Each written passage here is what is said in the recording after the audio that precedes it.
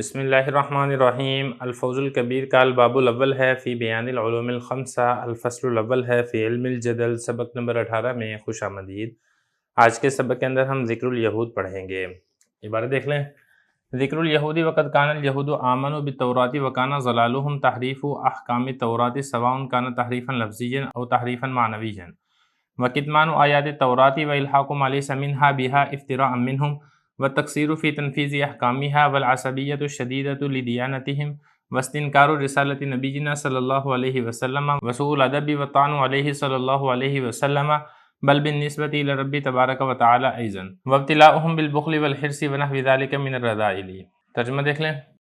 یہود کا تذکرہ، اور یہود ایمان لاتے تھے تورات پر، اور ان کی گمراہیوں میں سے تورات کے احکام میں تعریف کرنا تھا، برابر ہے کہ تعریف لفظی ہو یا تعریف معنوی ہو، اور تورات کی آیات کو چھپانا تھا، اور تورات کی آیات کے ساتھ ملانا تھا ایسی چیزوں کو جو تورات میں سے نہیں ہیں، جھوٹ گھڑتے ہوئے ان کی جانب سے، اور تورات کے احکام کو نافذ کرنے میں کوتاہی کرنا، اور اپنے مذہب کی نہایت بیجا حمایت کرنا، اور ہمارے نبی صلی اللہ علیہ وسلم کی رسالت کا انکار کرنا، اور آپ صلی اللہ علیہ وسلم کی شان میں بے ادبی کرنا، اور آپ صلی اللہ علیہ وسلم پر طعن و تشنیع کرنا، بلکہ نسبت کرتے ہوئے اللہ تبارک و تعالیٰ کی طرف بھی، اور ان کا مبتلا ہونا کنجوسی میں، لالچ میں، اور اس جیسی دیگر ذلیل صفات میں۔ عبارت و ترجمے کے بعد 2-3 الفاظ ہیں، اس کی لغوی صرفی تحقیق دیکھ لیں۔ پہلا لفظ ہے العصبیہ۔ عصبیہ اور تعصب، یہ بیجا حمایت کرنے کو کہا جاتا ہے۔ آگے ہے دیانت، یہ مذہب کو، ملت کو کہا جاتا ہے، اس کی جمع دیانات آتی ہے۔ رذائل، یہ رذیل کی جمع ہے، بری خصلت اور بری صفت کو کہتے ہیں۔ عبارت ترجمہ لغوی صرفی تحقیق کے بعد اب چلتے ہیں اس کی تشریح کی طرف۔ مشرکین کے تذکرے سے فارغ ہو چکے ہیں۔ مشرکین کی طرف سے جو من گھڑت دلائل تھے، ان سب دلیلوں کا جواب بھی ہو چکا ہے، اور ان کی جو بری خصلت اور بری عادات اور صفات تھیں، ان کی بہت اچھے طریقے سے تردید بھی کی جا چکی ہے۔ جو دوسرا بڑا اور مشہور گروہ ہے وہ ہے یہود۔ یہود دیکھیں تورات کے اوپر ایمان رکھتے تھے اور حضرت موسیٰ علیہ السلام کی شریعت پر عمل کرنے کا دعویٰ کرتے تھے، لیکن اس کے باوجود یہ تورات کے اندر تعریف لفظی اور تعریف معنوی کیا کرتے تھے۔ تورات کی بعض آیتوں کو یہ چھپایا کرتے تھے، اور من گھڑت باتیں یہ دین کے اندر داخل کر دیا کرتے تھے۔ اسی طریقے سے تورات کے احکام کو نافذ کرنے میں اور اس پر عمل کرنے کے اندر کوتاہی اور سستی کیا کرتے تھے۔ اسی طرح ان کی جو ذلیل صفات تھیں وہ یہ تھی کہ اپنے مذہب کی، اپنی ملت کی بیجا حمایت کرتے تھے، اور آپ صلی اللہ علیہ وسلم کی نبوت و رسالت کا انکار کیا کرتے تھے، حتیٰ کہ آپ صلی اللہ علیہ وسلم کی شان میں گستاخی کیا کرتے تھے، اور طعن و تشنیع سے یہ لوگ باز نہیں آتے تھے۔ چنانچہ ابو داؤد شریف کی روایت ہے کہ جب یہود نبی کریم صلی اللہ علیہ وسلم کی خدمت میں حاضر ہوتے تھے تو یہ کہا کرتے تھے السلام علیکہ کے بجائے وہ کہتے تھے السام علیکہ۔ اب سام کا مطلب ہوتا ہے موت، تو نعوذ باللہ اس کا مطلب یہ بنتا ہے کہ تمہیں موت آئے۔ تو یہ اس طریقے سے آپ صلی اللہ علیہ وسلم کی شان کے اندر گستاخی کیا کرتے تھے۔ اور پھر صرف یہی بات نہیں ہے کہ نبی کریم صلی اللہ علیہ وسلم کی شان میں ہی گستاخی کرتے تھے، بلکہ نعوذ باللہ یہ اللہ تعالیٰ کی شان کے اندر بھی گستاخیاں کیا کرتے تھے۔ حتیٰ کہ یہ لوگ یہ بھی کہا کرتے تھے، جیسے کہ قرآن مجید کے اندر بھی تذکرہ موجود ہے، ان اللہ فقیر ونحن اغنیاء، اللہ تعالیٰ نعوذ باللہ تنگ دست ہیں اور ہم مالدار ہیں۔ اور اسی طریقے سے کبھی یہ لوگ یہ بھی کہا کرتے تھے ید اللہ مغلولہ، کہ اللہ کا ہاتھ بند ہو گیا ہے، نعوذ باللہ تعالی من ذالک۔ حالانکہ یہ لوگ خود بخل کے اندر، حرص کے اندر، کنجوسی کے اندر، اس جیسی بری صفات کے اندر مبتلا تھے۔ آگے چل کے انشاءاللہ ان کے بارے میں تفصیل کے ساتھ بحث آئے گی، اور یہ تحریف کس طریقے سے کیا کرتے تھے، تحریف کی 2 قسمیں کون کون سی ہیں، وہ بھی انشاءاللہ ہم اگلے سبق کے اندر تفصیل سے پڑھیں گے۔ عبارت دیکھیں، فرما رہے ہیں کہ یہود کا تذکرہ، یہ جو یہود تھے یہ تورات کے اوپر ایمان لاتے تھے، اور ان کی گمراہیاں کیا تھیں، یہاں پر 7 قسم کی ان کی گمراہیوں کا تذکرہ کیا گیا ہے۔ ان کی گمراہی کی پہلی قسم یہ تھی کہ تورات کے احکام کے اندر تحریف کرتے تھے۔ پھر یہ جو تحریف ہے یہ 2 قسم کی ہوتی تھی، ایک ہوتی تھی تحریف لفظی، دوسری ہوتی تھی تحریف معنوی۔ یہ دونوں قسم کی تحریف کیا کرتے تھے۔ اب یہ تحریف ہوتی کیا ہے وہ انشاءاللہ ہم اگلے سبق کے اندر پڑھیں گے۔ اور ان کی دوسری گمراہی یہ تھی کہ تورات کی آیات کو چھپایا کرتے تھے، اور تیسری ان کی گمراہی یہ تھی الحاق ما، ایسی چیزوں کو لاحق کیا کرتے تھے، ایسی چیزوں کو شامل کر دیا کرتے تھے لیس منہا، جو تورات میں سے نہیں ہے۔ یہ جو منہا میں ہا ضمیر ہے یہ لوٹ رہی ہے تورات کے اندر، بہا یہاں پر بھی جو ہا ضمیر ہے یہ لوٹ رہی ہے تورات کے اندر، یعنی تورات کے اندر ایسی چیزوں کو، من گھڑت باتوں کو، من گھڑت مسائل اور من گھڑت احکام کو داخل کر دیا کرتے تھے جو تورات کا حصہ نہیں ہوتے تھے۔ افتراء منہم، اپنی جانب سے جھوٹ گھڑتے ہوئے، اپنی طرف سے من گھڑت باتیں، اپنی طرف سے جھوٹ گھڑتے ہوئے یہ تورات کے اندر اپنی مختلف چیزیں شامل کر دیا کرتے تھے۔ اسی طریقے سے ان کی جو گمراہی کی چوتھی قسم تھی وہ کیا تھی، التقصیر فی تنفیذ احکامہا، تورات کے احکام کو نافذ کرنے کے اندر تقصیر، کمی اور کوتاہی کیا کرتے تھے، سستی کیا کرتے تھے۔ اور پانچویں ان کی گمراہی کیا تھی؟ عصبیت شدیدہ، بے جا حمایت کرتے تھے اور سخت قسم کی بے جا حمایت کرتے تھے اپنے دین کی، اپنے مذہب کی، اپنے علاوہ باقی سب کو جہنمی سمجھا کرتے تھے اور خود بھی اپنے دین کے اوپر مکمل طریقے سے عمل نہیں کیا کرتے تھے۔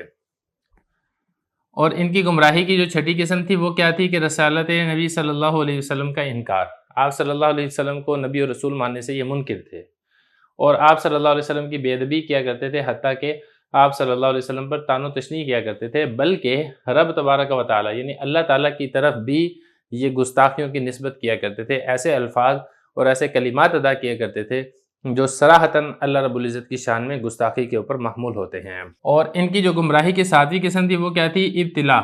یہ مبتلا تھے کس کے اندر؟ کنجوسی کے اندر، لالچ کے اندر اور اس جیسی جو دیگر ذلیل صفات تھیں ان کے اندر یہ یہود مبتلا تھے۔ آگے چل کے انشاءاللہ اس سب کے بارے میں ہم تفصیل سے پڑھیں گے۔ بسم اللہ الرحمن الرحیم۔ الفوز الکبیر الباب الاول ہے فی بیان العلوم الخمسہ، الفصل الاول ہے فی علم الجدل، سبق نمبر 19 میں خوش آمدید۔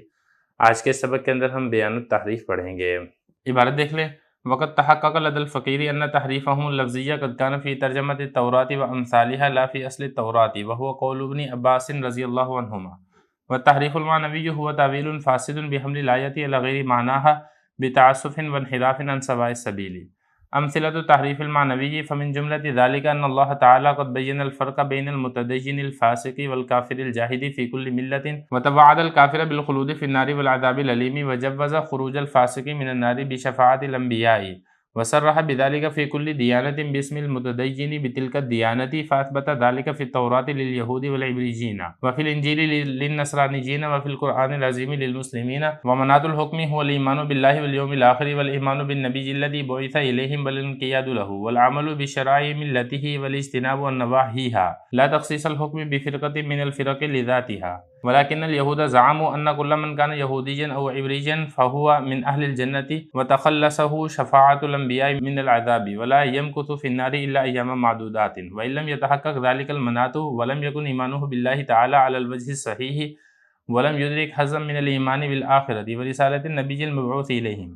وهذا خطأ صرف وجهل محض وقد كشف القرآن العظيم هذه الشبهة على أتم وجه لما أنه كان مهيمنا على الكتب السابقة مبينا لمواضع الإشكال فيها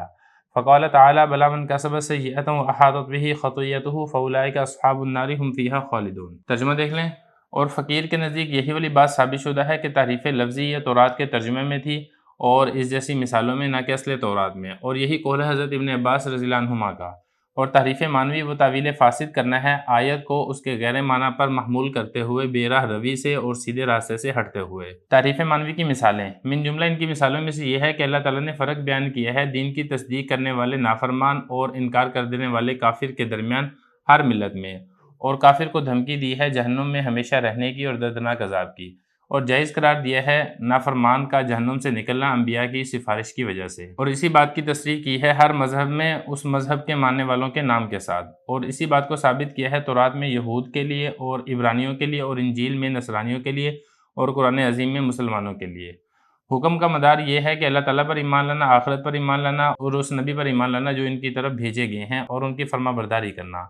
اور ان کے ملت کی شرعی احکام پر عمل کرنا، اور ان کے ملت کے منع کردہ احکام سے اجتناب کرنا، نہ کہ خاص طور پر حکم لگانا فرقوں میں سے کسی ایک فرقے کا ذاتی طور پر۔ لیکن یہود نے گمان یہ کیا کہ جو بھی یہودی ہوگا یا عبرانی ہوگا تو وہ جنتی ہے، اور اسے انبیاء کی سفارش سے جہنم کے عذاب سے نجات دے گی، اور وہ جہنم میں نہیں ٹھہرے گا مگر گنتی کے چند دن۔ اگرچہ یہودی اور عبرانی میں یہ والی علت نہ پائی جائے اور اس کا اللہ پر صحیح طریقے سے ایمان نہ ہو، اور اگرچہ اس نے آخرت کے ایمان میں سے صحیح طریقے سے حصہ نہ لیا ہو، اور اس نبی کی رسالت پر صحیح طریقے سے ایمان نہ لایا ہو جو نبی ان کی طرف بھیجا گیا ہے، یہ سراسر غلط اور خالص جہالت ہے، اور قرآن عظیم نے اسی شبہ کو کامل طریقے سے کھولا ہے، یہ کامل طریقے سے واشگاف کیا ہے،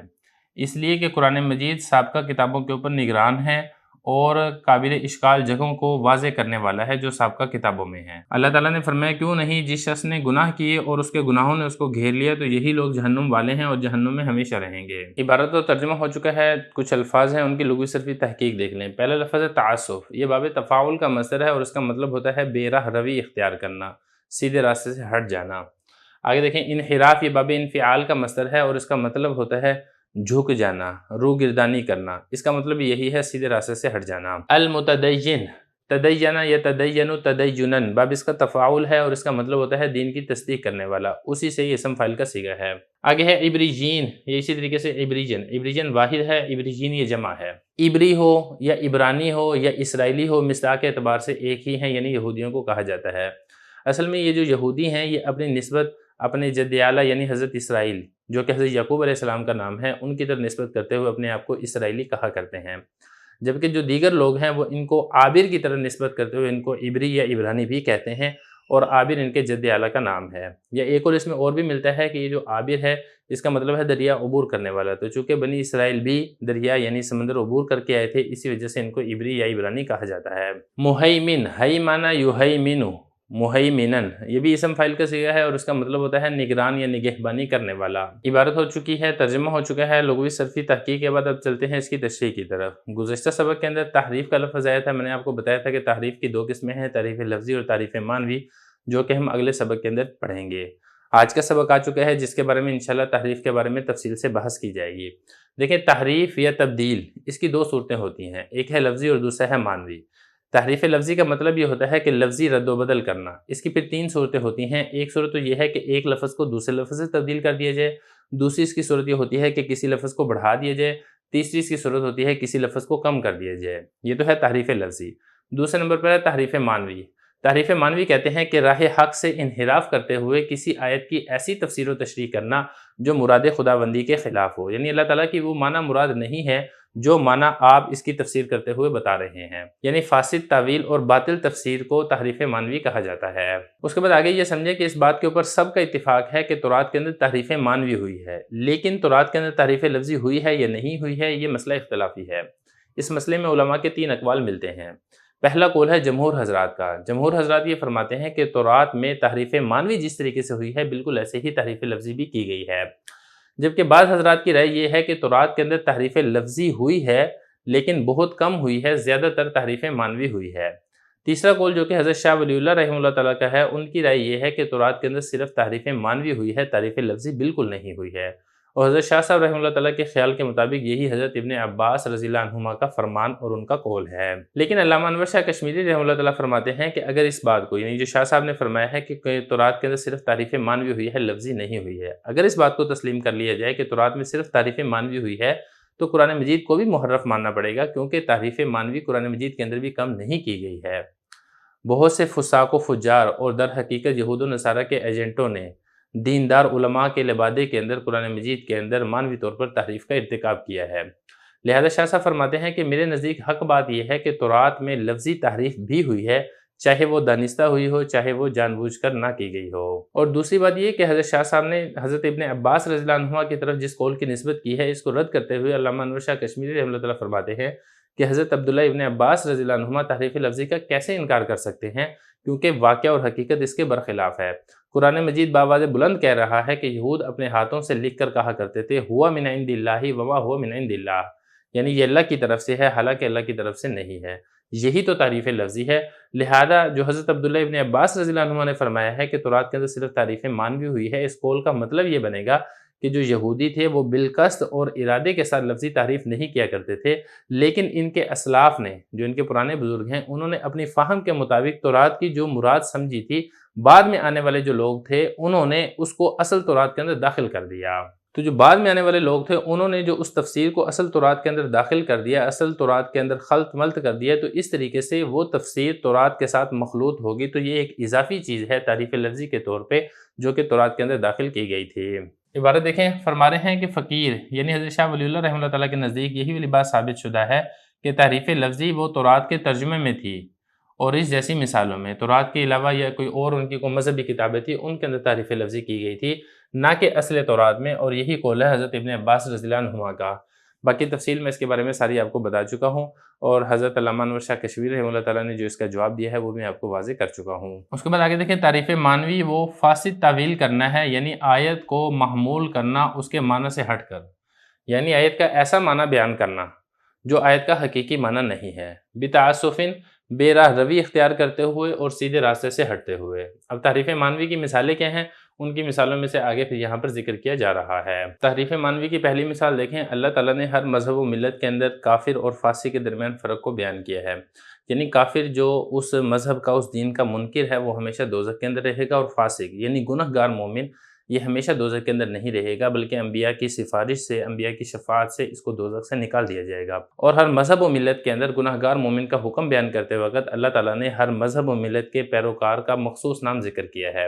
چنانچہ یہی حکم یعنی گنہگار مومن ہمیشہ دوزخ کے اندر نہیں رہے گا، انبیاء کرام کی شفاعت سے اس کو نکالا جائے گا۔ تورات میں یہود کے لیے، انجیل میں نصارہ کے لیے، اور قرآن کریم میں مسلمانوں کے لیے اس کو ثابت کیا گیا ہے۔ اس سے یہی والی بات ثابت ہوتی ہے کہ دوزخ سے نکلنا اور جنت کے اندر جانا یہ کسی خاص فرقے کی ذاتی خصوصیت نہیں ہے، بلکہ جو نجات ہے اس کا دار و مدار صحیح ایمان اور ہر زمانے کے نبی کی اطاعت اور فرما برداری کے اوپر ہے۔ لیکن اس کے برعکس یہود کا یہ دعویٰ ہے کہ جو یہودی اور عبرانی ہوگا وہ جنت کے اندر ضرور داخل کیا جائے گا، اور اگر بالفرض اس کو جہنم میں جانا بھی پڑے گا تو جہنم میں چند دن رہ کر وہ انبیاء کرام کی شفاعت سے اس کو جہنم سے نکال کر جنت کے اندر داخل کر دیا جائے گا، چاہے اس کا اللہ کے اوپر صحیح طریقے سے ایمان ہے یا نہیں ہے، چاہے وہ آخرت پر صحیح طریقے سے ایمان رکھتا ہے یا نہیں رکھتا ہے، چاہے وہ وقت کے نبی پر صحیح طریقے سے ایمان لاتا ہے یا نہیں لاتا ہے۔ تو گویا کہ دوسرے لفظوں میں وہ جنت میں داخلے کا جو مدار ہے وہ یہودی اور عبرانی مذہب اس کو قرار دیتے ہیں، چاہے وہ صحیح ہو یا نہ صحیح ہو، قطع نظر اس بات سے۔ تو قرآن مجید اسی دعوے کو سراسر غلط اور محض جہالت کا نتیجہ قرار دیتا ہے۔ اور دیکھیں جو قرآن مجید ہے وہ سابقہ آسمانی کتب کے مضامین کا محافظ اور نگران ہے، اور قابل اشتباہ باتوں کی وضاحت کرنے والا ہے، لہذا قرآن مجید نے یہودیوں کے اسی شبے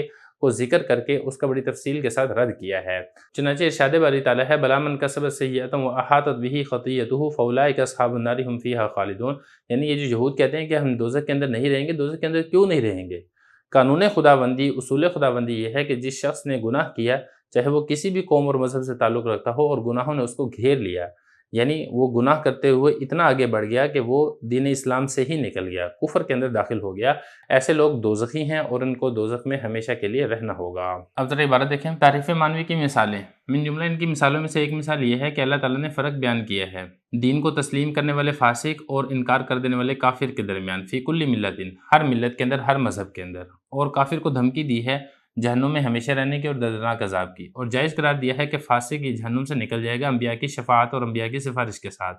اور اسی بات کی تصریح کی ہے ہر دین کے اندر، بسم المتدین بتلک الدیانہ، اس دین کو اختیار کر دینے والے کے نام کے ساتھ۔ اس دین کو اختیار کر دینے والے کے نام کے ساتھ کیا مطلب ہے وہ آگے آ رہی ہے اس کی تفسیر۔ اسی کو ثابت کیا ہے تورات میں یہود کے لیے۔ اب یہ دیکھیں اس وقت دین حق یہود تھا تو یہود کی صراحت کی، اور اسی طریقے سے انجیل میں نصرانیوں کے لیے، کیونکہ اس وقت جو دین حق تھا وہ نصارہ کا مذہب تھا، تو لہذا وہاں پر نصرانی کے نام کے ساتھ اس بات کی صراحت اور وضاحت کی ہے۔ اور قرآن مجید کے اندر دین حق یہ چونکہ اسلام ہے تو لہذا یہاں پر اسلام کو تسلیم کرنے والے مسلمانوں کے نام کے ساتھ اسی مسئلے کو ذکر کیا ہے کہ جو فاسق گناہ گار مسلمان ہے، دین کو ماننے والا ہے، وہ انبیاء کی سفارش کے ساتھ جہنم سے نکل جائے گا، اور جو انکار کر دینے والا کافر ہے وہ جہنم کے اندر ہمیشہ رہے گا۔ تو خلاصہ کیا نکلے گا؟ حکم کا مدار اور حکم کی علت یہ ہے کہ وہ اللہ تعالیٰ پر ایمان لانا، آخرت پر ایمان لانا، اور اس نبی کے اوپر ایمان لانا جو نبی لوگوں کی طرف بھیجا گیا ہے، اور اس کی فرما برداری کرنا، اور اس کی ملت، اس کے دین کے شرعی احکام کے اوپر عمل کرنا، اور جو منع کردہ احکام ہے اس سے اجتناب کرنا۔ خلاصہ کلام اور خلاصہ اور علت جو ہے وہ یہ نکلے گا۔ یہ والی بات نہیں ہے کہ حکم وہ کسی فرقوں میں سے کسی فرقہ کے ساتھ خاص ہے اس کی ذات کے اعتبار سے، کہ جو یہودی ہوگا وہ اپنی ذاتی اعتبار سے جنت کے اندر داخل ہوگا، نصرانی ہے تو وہ اپنی ذات کے اعتبار سے جنت کا مستحق ہے، مسلمان ہے تو وہ اپنے مسلمان ہونے کے اعتبار سے جنت کا مستحق ہے، ایسی بات نہیں ہے۔ لیکن جو یہود ہیں انہوں نے گمان کیا کیا کہ جو بھی یہودی یا عبرانی ہے وہ جنتی ہے، اور وہ انبیاء کی سفارش سے جہنم کے عذاب سے چھٹکارا پا جائے گا اور جہنم کے اندر نہیں ٹھہرے گا مگر گنتی کے چند دن، اگرچہ علت متحقق نہ ہو۔ یہ جو علت بتائی تھی نا جنت میں داخلے کی، وہ یہ ہے، یعنی اگرچہ یہ والی علت نہ پائی جائے، اگرچہ اس کا اللہ تعالیٰ کے اوپر صحیح طریقے سے ایمان نہ ہو، اگرچہ آخرت کے اوپر ایمان لانے میں اس کو صحیح طریقے سے اس نے حصہ نہ حاصل نہ کیا ہو، اور اگرچہ اس نبی کی رسالت کے اوپر بھی وہ ایمان نہ رکھتا ہو جو نبی ان کی طرف بھیجا گیا ہے، تو یہود کا یہ والا عقیدہ تھا۔ تو آگے فرمانا ہے کہ یہ محض غلطی، سراسر نادانی اور محض غلطی ہے۔ قرآن عظیم نے اسی شبہ کو علی اتم وجہ ایک کامل اور مکمل طریقے سے اسی شبہ کو کھولا ہے، اس لیے کہ جو قرآن مجید سابقہ کتابوں پر مہیمن نگران ہے، اور ان سابقہ کتابوں کے اندر جو اشکال والی جگہیں ہیں، اشکال والی باتیں ہیں، مبینن، اس کو مبین بھی آپ پڑھ سکتے ہیں، اس کو آپ مبین بھی پڑھ سکتے ہیں۔ قرآن مجید اس کو بیان کرنے والا ہے، ان شبہات کو کھولنے والا ہے۔ یہی والی بات ہے کہ اللہ تعالیٰ نے اسی یہود کے شبے کو دور کرتے ہوئے قرآن مجید میں یہ والی بات ذکر فرمائی، بلا من کسب سیئۃ، یہ جو یہودی ہیں یہ دوزخ کے اندر کیوں نہیں جائیں گے؟ جو شخص بھی گناہ کرے گا اور اس کے گناہ اس کو گھیر لیں گے، مطلب یہ کہ وہ دین اسلام سے نکل کر کفر میں داخل ہو جائے گا، یہی لوگ جہنم والے ہیں اور جہنم کے اندر ہمیشہ رہیں گے۔ بسم اللہ الرحمن الرحیم۔ الفوز الکبیر الباب الاول ہے فی بیان العلوم الخمسہ، الفصل الاول ہے فی علم الجدل، سبق نمبر 20 میں خوش آمدید۔ آج کے سبق میں ہم تعریف معنوی کی دوسری مثال پڑھیں گے۔ عبارت دیکھ لیں، وَمِن جُمْلَةِ ذَلِكَ أَنَّهُ تَعَالَى قَدْ بَيَّنَ فِي كُلِّ مِلَّةٍ أَحْكَامًا تُنَاسِبُ مَصَالِحَ ذَلِكَ الْعَصْرِ وَرُعِيَتْ فِي التَّشْرِيعِ عَادَاتُ الْقَوْمِ الصَّالِحَةُ وَأَكَّدَ الْأَمْرَ بِالْأَخْذِ بِهَا وَإِدَامَةِ الْعَمَلِ عَلَيْهَا وَالِاعْتِقَادِ بِهَا وَحَصْرِ الْحَقِّيَّةِ فِيهَا، والمراد أن الحق منحصر فيها في ذلك العصر وأن المداومة عليها إضافية لا حقيقية، أي ما لم يأتي نبي آخر وما لم يكشف الستار عن وجه رسالته، ولكن اليهود حملوا ذلك على استحالة نسخ اليهودية، وكان معنى وصية التمسك بها هو الوصية بالإيمان بالله والتمسك بالأعمال، ولم تكن خصوصية تلك الملة معتبرة لذاتها، ولكن اليهود اعتبروا الخصوصیت فظنوا ان یعقوب علیہ السلام وصى بنیہ بالتمسک بالیہودیۃ ابدا۔ ترجمہ دیکھ لیں، اور من جملہ اس کی مثالوں میں سے یہ ہے کہ اللہ تعالیٰ نے ہر مذہب میں ایسے احکام بیان کیے ہیں جو کہ اس زمانے کی مصلحتوں کے مناسب ہیں، اور رعایت رکھی گئی ہے شرعی احکام میں قوم کی نیک عادات کی، اور تاکیدی حکم دیا ہے اس ملت کو لینے کا اور اس ملت کے احکام پر ہمیشہ عمل کرنے کا، اور اس ملت پر اعتقاد رکھنے کا، اور حق کے اس ملت اور مذہب میں منحصر ہونے کا۔ اور مراد اس سے یہ ہے کہ حق منحصر ہے اس مذہب میں اسی زمانے کے اندر، اور اس پر جو ہمیشگی اختیار کی جائے گی یہ اضافی ہے نہ کہ حقیقی، یعنی جب تک کوئی دوسرا نبی نہ آ جائے اور پردے کو کھول نہ دیا جائے اس کی رسالت کے چہرے سے، تب تک اس مذہب اور ملت پر عمل کیا جائے گا۔ لیکن یہود نے اس کو محمول کیا نسخ یہودیت کے محال ہونے پر، اور تمسک یعنی مضبوطی سے پکڑنے کی جو وصیت کی گئی تھی، اس کا مطلب یہ تھا کہ یہ وصیت تھی اللہ تعالیٰ پر ایمان لانے کی اور اعمال صالحہ کو مضبوطی سے پکڑنے کی، اور اس ملت کی ذات کے اعتبار سے یہ خصوصیت معتبر نہیں ہے، لیکن یہود نے اعتبار کیا ہے خصوصیت کا مذہب یہودیت کے بارے میں، اور انہوں نے یہ گمان کیا کہ یعقوب علیہ السلام نے اپنے بیٹوں کو وصیت کی ہے کہ یہودیت کو ہمیشہ پکڑے رکھیں یا یہودیت پر ہمیشہ قائم رہے۔ عبارت ہو چکی ہے، ترجمہ ہو چکا ہے، اب چلتے ہیں اس کی تشریح کی طرف۔ گزشتہ سبق کے اندر ہم نے تعریف معنوی کی پہلی مثال پڑھی تھی، آج کے سبق کے اندر ہم تعریف معنوی کی دوسری مثال پڑھیں گے۔ دیکھیں، اللہ تعالیٰ نے ہر ملت و مذہب میں امت کو اسی زمانے کی مصلحتوں کے موافق احکام دیے ہیں، اور ان احکام کے اندر امت کی اچھی عادتوں اور نیک خصلتوں کا لحاظ رکھتے ہوئے قانون کو ترتیب دیا گیا ہے، شرعی قانون بنایا گیا ہے، اور اس شرعی قانون کے اوپر اور اس ملت کے اوپر ہر ملت کو اسی ملت و مذہب کے اختیار کرنے کا اللہ رب العزت نے تاکیدی حکم دیا ہے، اور اس پر ہمیشہ عمل کرنے کا تاکیدی حکم دیا ہے، اور اس کی سخت تاکید فرمائی ہے،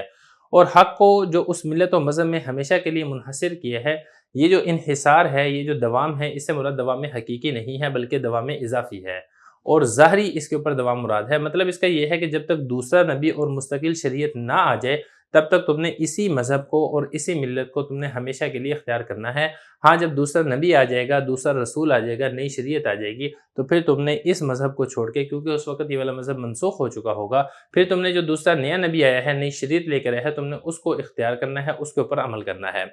لیکن یہود نے دو نمبری اور فراڈ یہ کیا کہ یہ جو دوام اضافی تھا، اس دوام کو دوام حقیقی کے اوپر محمول کیا، اور انہوں نے یہ کہا کہ اس سے یہ والی بات ثابت ہوتی ہے کہ ملت یہودیت، یا دوسرے لفظوں میں آپ یہ کہیں کہ یہودیت کا جو مذہب ہے یہ ناقابل تنسیخ ہے، ہمیشہ کے لیے قیامت تک کے لیے جو حق مذہب ہے وہ یہی یہودیت کا مذہب ہے۔ تو یہ انہوں نے فراڈ اور دو نمبری کی تھی، تعریف معنوی کی تھی کہ جو دوام اضافی تھا اس دوام کو دوام حقیقی کے اوپر محمول کر لیا تھا۔ اس کے ساتھ ساتھ یہود نے یہ والا دعویٰ بھی کیا کہ حضرت یعقوب علیہ السلام نے مرتے وقت اپنے بیٹوں کو یہودیت کے اوپر ہمیشہ قائم اور دائم رہنے کی وصیت کی تھی، جو کہ ملت یہودیت کے ناقابل تنسیخ ہونے کی واضح ترین دلیل ہے۔ لیکن ان کا جو حضرت یعقوب علیہ السلام کے بارے میں یہ والا دعویٰ کرنا اور اس کو دلیل بنانا یہ درست نہیں ہے، کیونکہ جو حضرت یعقوب علیہ السلام نے ان کو یہودیت کے اوپر ہمیشہ قائم اور دائم رہنے کی وصیت کی تھی، اس سے مراد یہ تھا کہ تم ایمان اور اعمال صالحہ پر مرتے دم تک گامزن رہنا، مرتے دم تک قائم اور دائم رہنا۔ یہ جو وصیت تھی یہ یہودیت کے تعلق کے ساتھ نہیں تھی، بلکہ یہ جو وصیت تھی یہ عام تھی،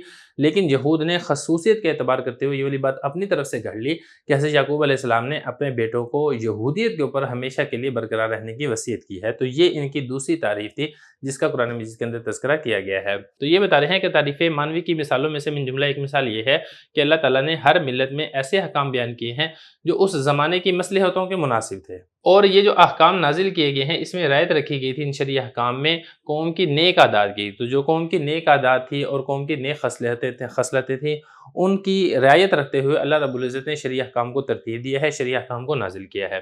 پھر اللہ تعالیٰ نے یہ جو شرعی احکام اور جو ملت و مذہب ہے اس کو لینے کا، اس کے اوپر عمل کرنے کا تاکیدی حکم نازل کیا، اور یہ والا اللہ رب العزت نے حکم نازل کیا کہ تم دوام عمل کرو گے ان شرعی احکام پر جو کہ اس مذہب و ملت کی ہیں جس مذہب و ملت میں وہ والی مذہب اور ملت موجود تھی، اور اسی کے بارے میں تم نے اعتقاد بھی رکھنا ہے۔ تمہارا اعتقاد اور تمہارا عقیدہ بھی یہی ہونا چاہیے کہ یہی مذہب و ملت اللہ رب العزت کے ہاں حق اور سچ مذہب ہے، اور حق اسی مذہب و ملت کے اندر منحصر ہے۔ لیکن یہ جو تم نے دوام کرنا ہے اور تم نے ان کے بارے میں حق ہونے کا عقیدہ رکھنا ہے، حصریت کا عقیدہ رکھنا ہے، مراد اس سے کیا ہے؟ مراد اس سے یہ ہے کہ اس زمانے کے اندر جو حق ہوگا یہ اسی مذہب و ملت کے اندر منحصر ہے، اور یہ جو تم نے اس مذہب و ملت کے اندر مداومت، یعنی جو مداومت کا اللہ رب العزت نے، دوام عمل کا اللہ رب العزت نے جو حکم دیا ہے یہ حکم حقیقی نہیں ہے بلکہ حکم یہ اضافی ہے۔ حقیقی اور اضافی کا کیا مطلب ہے؟ حقیقی کا مطلب تو یہ ہے کہ حق اسی کے اوپر منحصر ہے، قیامت تک اس کے اندر کسی قسم کی کوئی تبدیلی نہیں آئے گی، جیسا کہ مثال کے طور پر نبی کریم صلی اللہ علیہ وسلم کی مذہب اور شریعت ہے،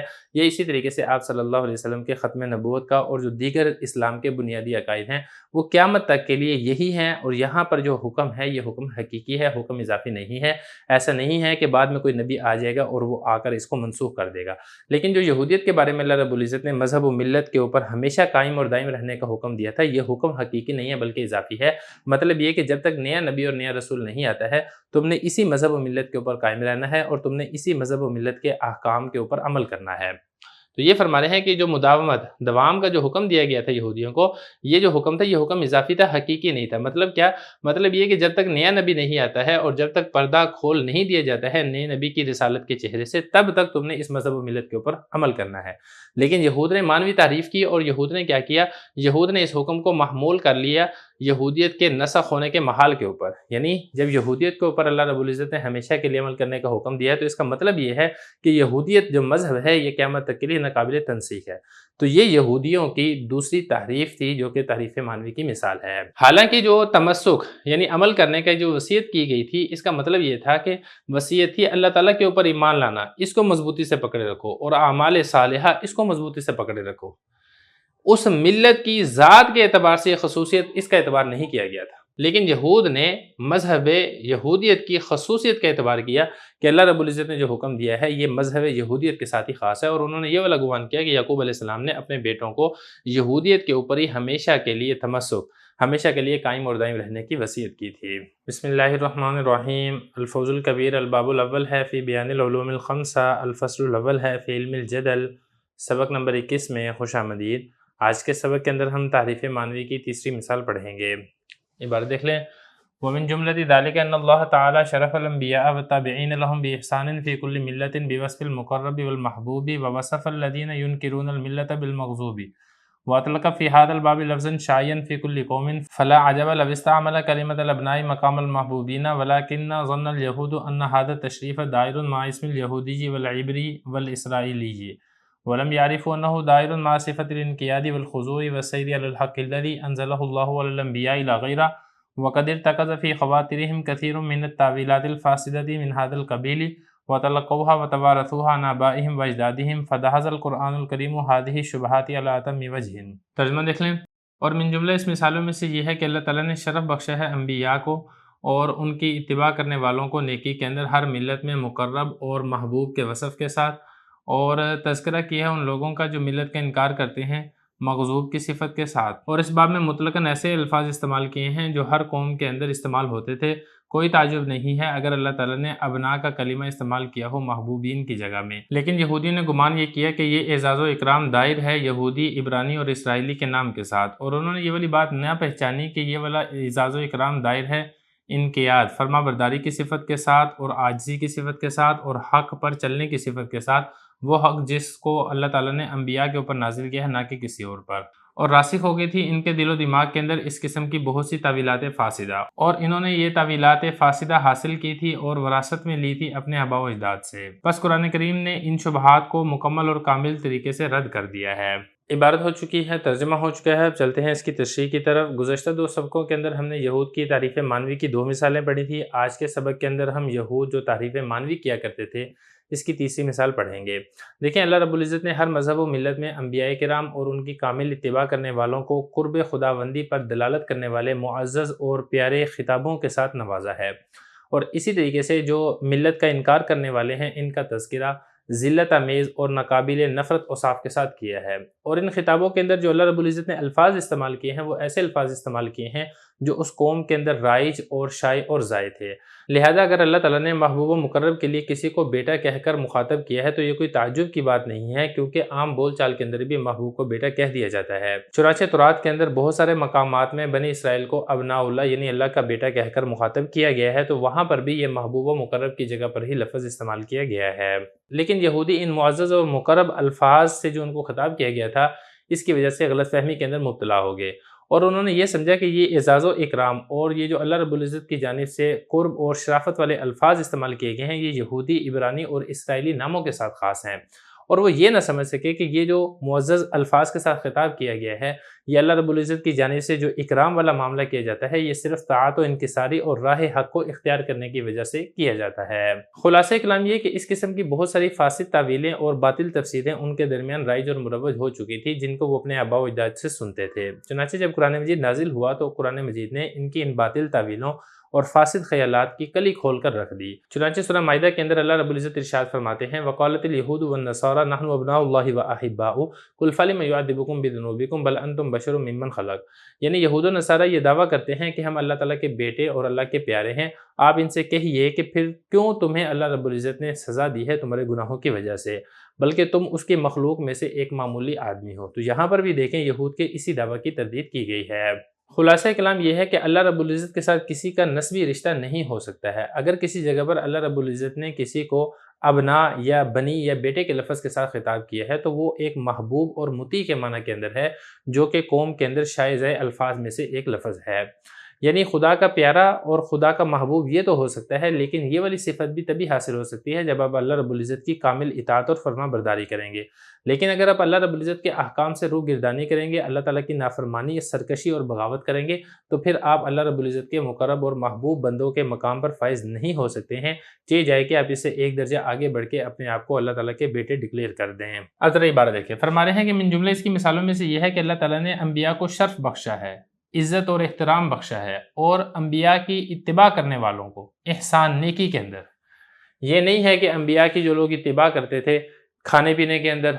اٹھنے بیٹھنے کے اندر، چلنے پھرنے کے اندر، ان کو اللہ رب العزت نے شرف اور عزت اور احترام نہیں بخشا ہے۔ ہاں، جو انبیاء کے راستے کے اوپر چلتے تھے، یعنی انبیاء کی طرح اللہ رب العزت کی اطاعت اور فرما برداری کرتے تھے، اللہ رب العزت نے ان کو بھی شرف بخشا ہے۔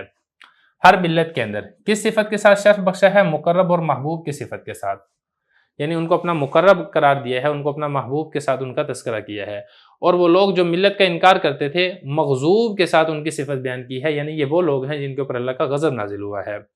اور اس بات کے اندر اللہ رب العزت نے مطلق ایسے الفاظ استعمال کیے ہیں جو ہر قوم کے اندر شائع تھے، یعنی جو ہر قوم کے اندر مروجہ الفاظ تھے، اللہ رب العزت نے محبوب و مقرب کے لیے وہی لفظ استعمال کیے ہیں۔ لہذا اگر کسی جگہ میں ابنا یعنی بیٹے کا کلمہ محبوب و مقرب کے لیے استعمال ہوتا ہے، اور اگر اللہ رب العزت نے ان الفاظ کو تورات کے اندر استعمال کر لیا تو اس میں کوئی تعجب کی بات نہیں ہے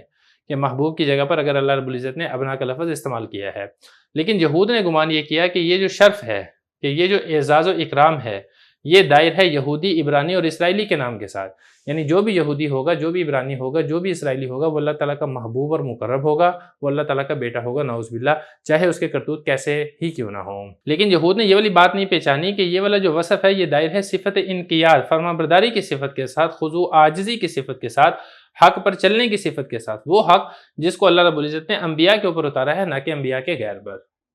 یہ جو محبوب اور مقرب والی صفت ہے یہ تو اسی کو ملے گی، وہی بندہ محبوب اور مقرب ہوگا جو کہ انبیاء کے راستے کے اوپر چلے گا، حق کے راستے کے اوپر چلے گا، حق کے احکام کی فرما برداری کرے گا، اللہ رب العزت کے سامنے عاجزی اور انکساری کا معاملہ کرے گا۔ ارتکزا راسخ ہو گئی تھی فی خواترہم، خواتر یہ خاطر کی جمع ہے، دل کو کہا جاتا ہے، ان کے دلوں کے اندر راسخ ہو چکی تھی بہت ساری تعویلات فاسدہ من ھذا القبیل، اس قسم کی بہت ساری تعویلات فاسدہ ان کے دلوں کے اندر راسخ ہو گئی تھی۔ وَتَلَقَّوْهَا اور انہوں نے یہ والی جو باطل تعویلات تھی، فاسد تعویلات اور غلط تفسیریں تھیں، ان کو لیا تھا اور وراثت کے اندر لیا تھا اپنے آباء و اجداد سے۔ دحض یدحض دحوزا، باب اس کا فتح یفتح ہوتا ہے، اس کا مطلب ہوتا ہے مکمل طریقے پر رد کرنا۔ قرآن کریم نے ان کے انہی شبہات کو مکمل اور کامل طریقے سے رد کر دیا ہے۔ تو یہ اس قسم کی تعریفیں مانوی کیا کرتے تھے کہ محبوب اور مقرب کے لیے جو اللہ رب العزت نے ابنا کا لفظ استعمال کیا تھا، ان کو یہ اپنی ذاتی استعمال کے لیے خاص کر لیا کرتے تھے کہ ہم اللہ تعالیٰ کے محبوب اور مقرب ہیں اور ہم اللہ تعالیٰ کے بیٹے ہیں، چاہے ہمارے اعمال کیسے ہی کیوں نہ ہوں۔ بسم اللہ الرحمن الرحیم۔ الفوز الکبیر الباب الاول ہے فی بیان العلوم الخمسہ، الفصل الاول ہے فی علم الجدل، سبق نمبر 22 میں خوش آمدید۔ آج کے سبق میں ہم باب کتمان الآیات پڑھیں گے۔ عبارت دیکھ لیں۔ اما کتمان الآیات فہو انہم کانوا یخفون بعض الاحکام والآیات للمحافظۃ علی جاہ شریف او لطلب منصب عزیز لئلا یتلاشی اعتقاد العامۃ فیہم ولا یلام علی ترک العمل بتلک الآیات۔ امثلتہ فمن جملۃ ذلک ان حکم رجم الزانی مصرح فی التوراۃ ولکنہم اہملوہ لاجماع اخبارہم علی اہمالہ واقامۃ الجلد وتسقیم الوجہ مقامہ وکانوا یخفون تلک الآیات خشیۃ الفضیحۃ۔ ترجمہ دیکھ لیں۔ بہرحال آیات کا چھپانا، بے شک یہودی بعض احکام اور آیات کو چھپایا کرتے تھے بلند مرتبہ کی حفاظت کرنے کے لیے یا معزز عہدے کو حاصل کرنے کے لیے، تاکہ عوام الناس کا اعتقاد ختم نہ ہو جائے ان کے بارے میں اور ان کو ملامت نہ کی جائے ان آیات پر عمل کو ترک کرنے کی وجہ سے۔ اور اس کی مثالوں میں سے من جملہ یہ مثال ہے کہ بے شک زانی کو رجم کرنے کا حکم صراحت کی گئی ہے اس کی تورات میں، لیکن انہوں نے اس حکم کو چھوڑ دیا ہے ان کے علماء کے اس حکم کے چھوڑنے پر اتفاق کرنے کی وجہ سے اور کوڑے لگانے اور چہرے کو کالا کرنے کو اس کے قائم مقام کرنے کے اوپر اتفاق کرنے کی وجہ سے، اور وہ ان آیات کو چھپایا کرتے تھے رسوائی کے ڈر سے۔ عبارت اور ترجمہ ہو چکا ہے، اب چلتے ہیں اس کی لغوی صرفی تحقیق کی طرف۔ پہلا لفظ دیکھیں کتمان، کتم یکتم کتمن و کتمانن، اس کا مطلب ہوتا ہے چھپانا۔ آگے ہے یخفونا، اخفا یخفی اخفا، باب اس کا افعال ہے اور اس کا مطلب بھی چھپانا ہی ہوتا ہے، اسی سے یہ جمع مذکر غائب فعل مضارع معلوم کا صیغہ ہے۔ جاہ یہ مرتبے کو کہا جاتا ہے۔ آگے ہے منصب، حسب و شرافت، عہدہ، رتبہ، یہ اس کے معنی آتے ہیں، اس کی جمع مناصب ہے۔ یتلاشی، تلاشا یتلاشی، اس کا مطلب ہوتا ہے معدوم ہونا، کمزور ہونا۔ لا یتلاشی، معدوم نہ ہو، ختم نہ ہو، کمزور نہ ہو، یہ اس کا معنی کیا جائے گا۔ مصرح، صرح یصرح تصریح، وضاحت کے ساتھ کسی چیز کو ذکر کرنا، اسی سے یہ اسم مفعول کا صیغہ ہے۔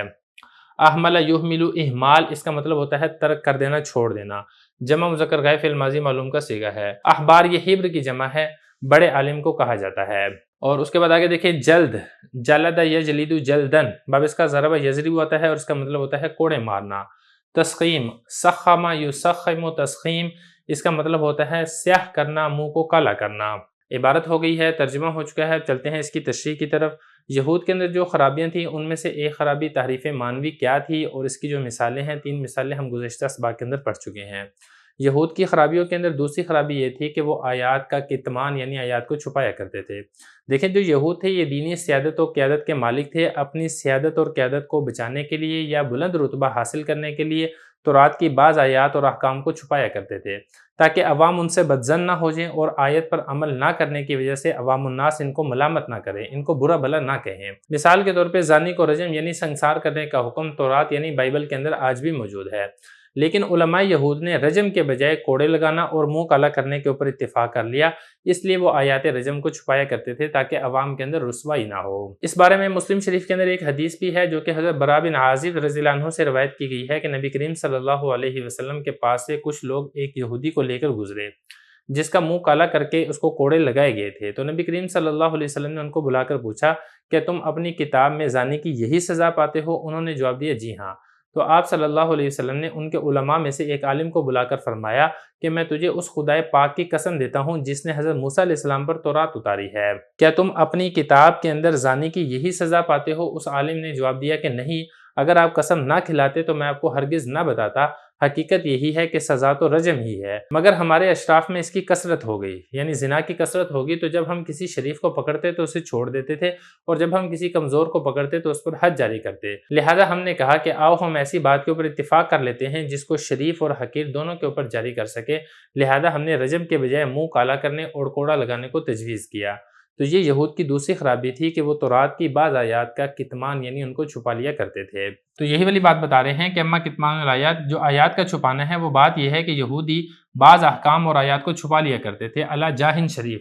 بلند مرتبہ کی حفاظت کے لیے، یعنی بلند مرتبے پر برقرار رہنے کے لیے، یا پھر یہ ہے کہ منصب عزیز کو طلب کرنے کے لیے، یعنی معزز عہدے کو طلب کرنے کے لیے بھی یہودی یہی والا کام کیا کرتے تھے کہ تورات کی بعض آیات کو چھپا لیا کرتے تھے، لئلا یتلاشی اعتقاد العامۃ فیہم، تاکہ عوام الناس کا اعتقاد ان کے بارے میں معدوم نہ ہو جائے، ختم نہ ہو جائے، اور وہ ان کو ملامت نہ کریں ان آیات پر عمل کو ترک کرنے کے اوپر۔ اس کی مثالیں من جملہ ان کی مثالوں میں سے یہ ہے کہ زانی کو رجم کرنے کا حکم مصرح تصریح کی گئی ہے تورات کے اندر، لیکن انہوں نے اس حکم کو چھوڑ دیا کیونکہ احبار، یہ حبر کی جمع جیسا کہ میں آپ کو بتا چکا ہوں، ان کے علماء کے اجماع یعنی اتفاق کر لینے کے اوپر، اہمالی ہی اس حکم کو ترک کرنے کے اوپر، اور اس کے بجائے جلد یعنی کوڑے مارنے کو، و تسخیم الوجہ، اور چہرے کو سیاہ کرنے کو، مقام ہو اس کے قائم مقام یعنی رجم کے قائم مقام کر لینے کے اوپر انہوں نے اتفاق کر لیا۔ اور وہ یہ جو آیات تھی رجم والی آیات، ان آیات کو چھپایا کرتے تھے خشیت الفصیحہ، رسوائی کے ڈر سے، تاکہ ہمارے لوگوں کے اندر رسوائی نہ ہو جائے۔ بسم اللہ الرحمن الرحیم۔ الفوز الکبیر الباب الاول ہے فی بیان العلوم الخمسہ، الفصل الاول ہے فی علم الجدل، سبق نمبر 23 میں خوش آمدید۔ آج کے سبق کے اندر ہم کتمان آیت کی دوسری مثال پڑھیں گے، بڑا دیکھ لیں۔ ومن جملۃ ذالک ان الآیات التی فیہا بشارۃ ببعثۃ نبی فی اولاد ہاجر و اسماعیل علیہم السلام، والتی فیہا اشارۃ الی وجود ملت یتم ظہورها وشہرتها فی ارض الحجاز وتنتلی بها جبال عرفۃ من التلبیۃ ویؤم الناس ذالک الموضع من الاقطار والامصار وہی ثابتۃ فی التوراۃ حتی اليوم، فکان اليہود یتأولونها بأن ذلك اخبار بوجود تلك الملة وليس فيها امر باتباعها، وكانوا يرددون هذه الكلمة ملحمة كتبت علينا، ولما ان هذا التأويل الرقيق لا يسمعه احد ولا يصح عند احد كانوا يتواصون فيما بينهم بإخفائها ولا يسامحون بإظهارها على كل عام وخاص، كما حكى الله تعالى عنهم أتحدثونهم بما فتح الله عليكم ليحاجوكم به عند ربكم ما أجهلهم، هل يمكن أن تحمل منة الله تعالى على هاجر وإسماعيل عليهم السلام بهذه المبالغات وذكر هذه الأمة بهذه الفضيلة على الإخبار بوجود تلك الملة، ولا يكون فيه حث وتحريض على اتباع هذا الدين، سبحانك هذا إفك عظيم۔ ترجمہ دیکھ لیں۔ اور من جملہ ان کی مثالوں میں سے وہ آیات ہیں جس میں ایسے نبی کی بعثت کی بشارت ہے جو کہ ہاجرہ اور حضرت اسماعیل علیہ السلام کی اولاد میں سے ہوگی، اور اس میں اشارہ ہے کہ ایسی ملت کے وجود کا جس کا ظاہر ہونا اور اس کی شہرت عرض حجاز میں مکمل ہوگی، اور جس کی وجہ سے عرفہ کے پہاڑ تلبیہ سے بھر جائیں گے، اور لوگ قصد اور ارادہ کریں گے اس جگہ کا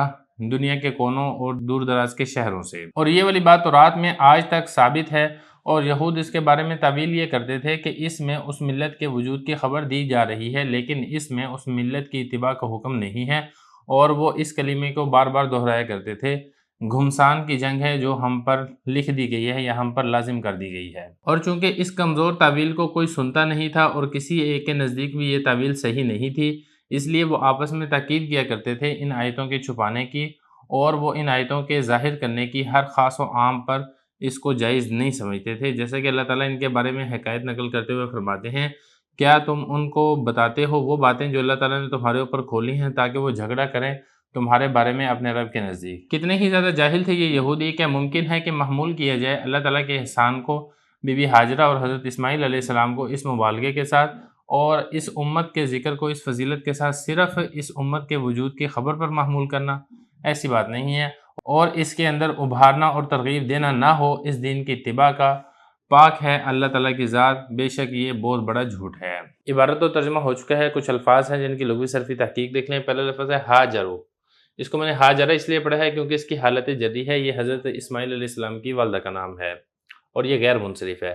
آگے ہے یا امو، اما یا امو امن،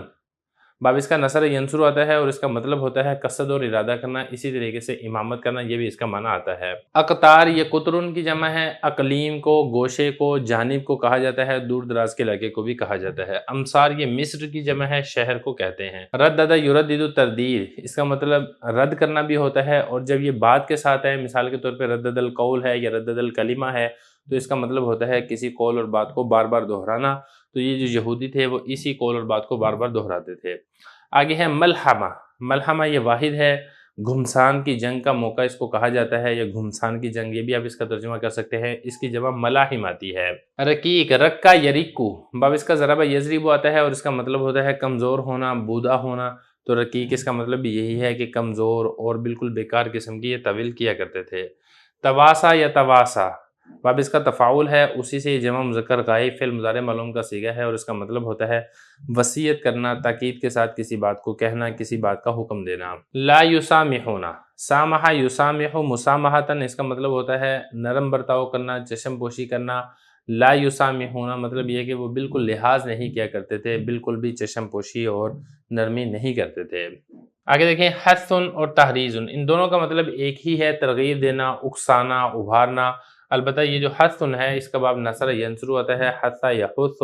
اور یہ جو تحریض ہے یہ باب تفعیل کا مصدر ہے۔ آخری لفظ افک، یہ جھوٹ کو، گناہ کو کہا جاتا ہے، بہتان کو بھی یہ کہتے ہیں۔ افک یأفک، باب اس کا ضرب یضرب آتا ہے اور یہ محموز الفاء میں سے آتا ہے۔ گزشتہ سبق کے اندر ہم نے کتمان آیات کی پہلی مثال پڑھی تھی، آج کے سبق کے اندر ہم یہود جو کتمان آیات کیا کرتے تھے تورات کی، اس کی ہم دوسری مثال سمجھیں گے۔ دیکھیں تورات میں آج بھی بہت سی ایسی آیات موجود ہیں جس میں بی بی ہاجرہ اور حضرت اسماعیل علیہ السلام کی اولاد میں ایک عظیم الشان نبی کے مبعوث ہونے کی خبر دی گئی ہے، اور ایسی آیات بھی موجود ہیں جس سے ایک عالمگیر ملت کے وجود کا اشارہ موجود ہے، جس کا ظہور اور شہرہ سرزمین حجاز کے اندر ہوگا، جس کی وجہ سے عرفات کی پہاڑیاں لبیک کی صداؤں سے گونج اٹھیں گی، اور دنیا کے دور دراز کے علاقوں اور شہروں سے لوگ قصد اور ارادہ کر کے حج کے لیے آیا کریں گے۔ یہ تمام پیشن گوئیاں تورات کے اندر آج بھی موجود ہیں۔ مثال کے طور پہ تورات کے کتاب استثناء کے باب نمبر 33 کی دوسری آیت کے اندر موجود ہے، فران ہی کے پہاڑ سے وہ جلوہ گر ہوا، 10,000 قدسیوں کے ساتھ آیا، اور اس کے دہنے ہاتھ میں ایک آتشی شریعت ان کے لیے ہی تھی۔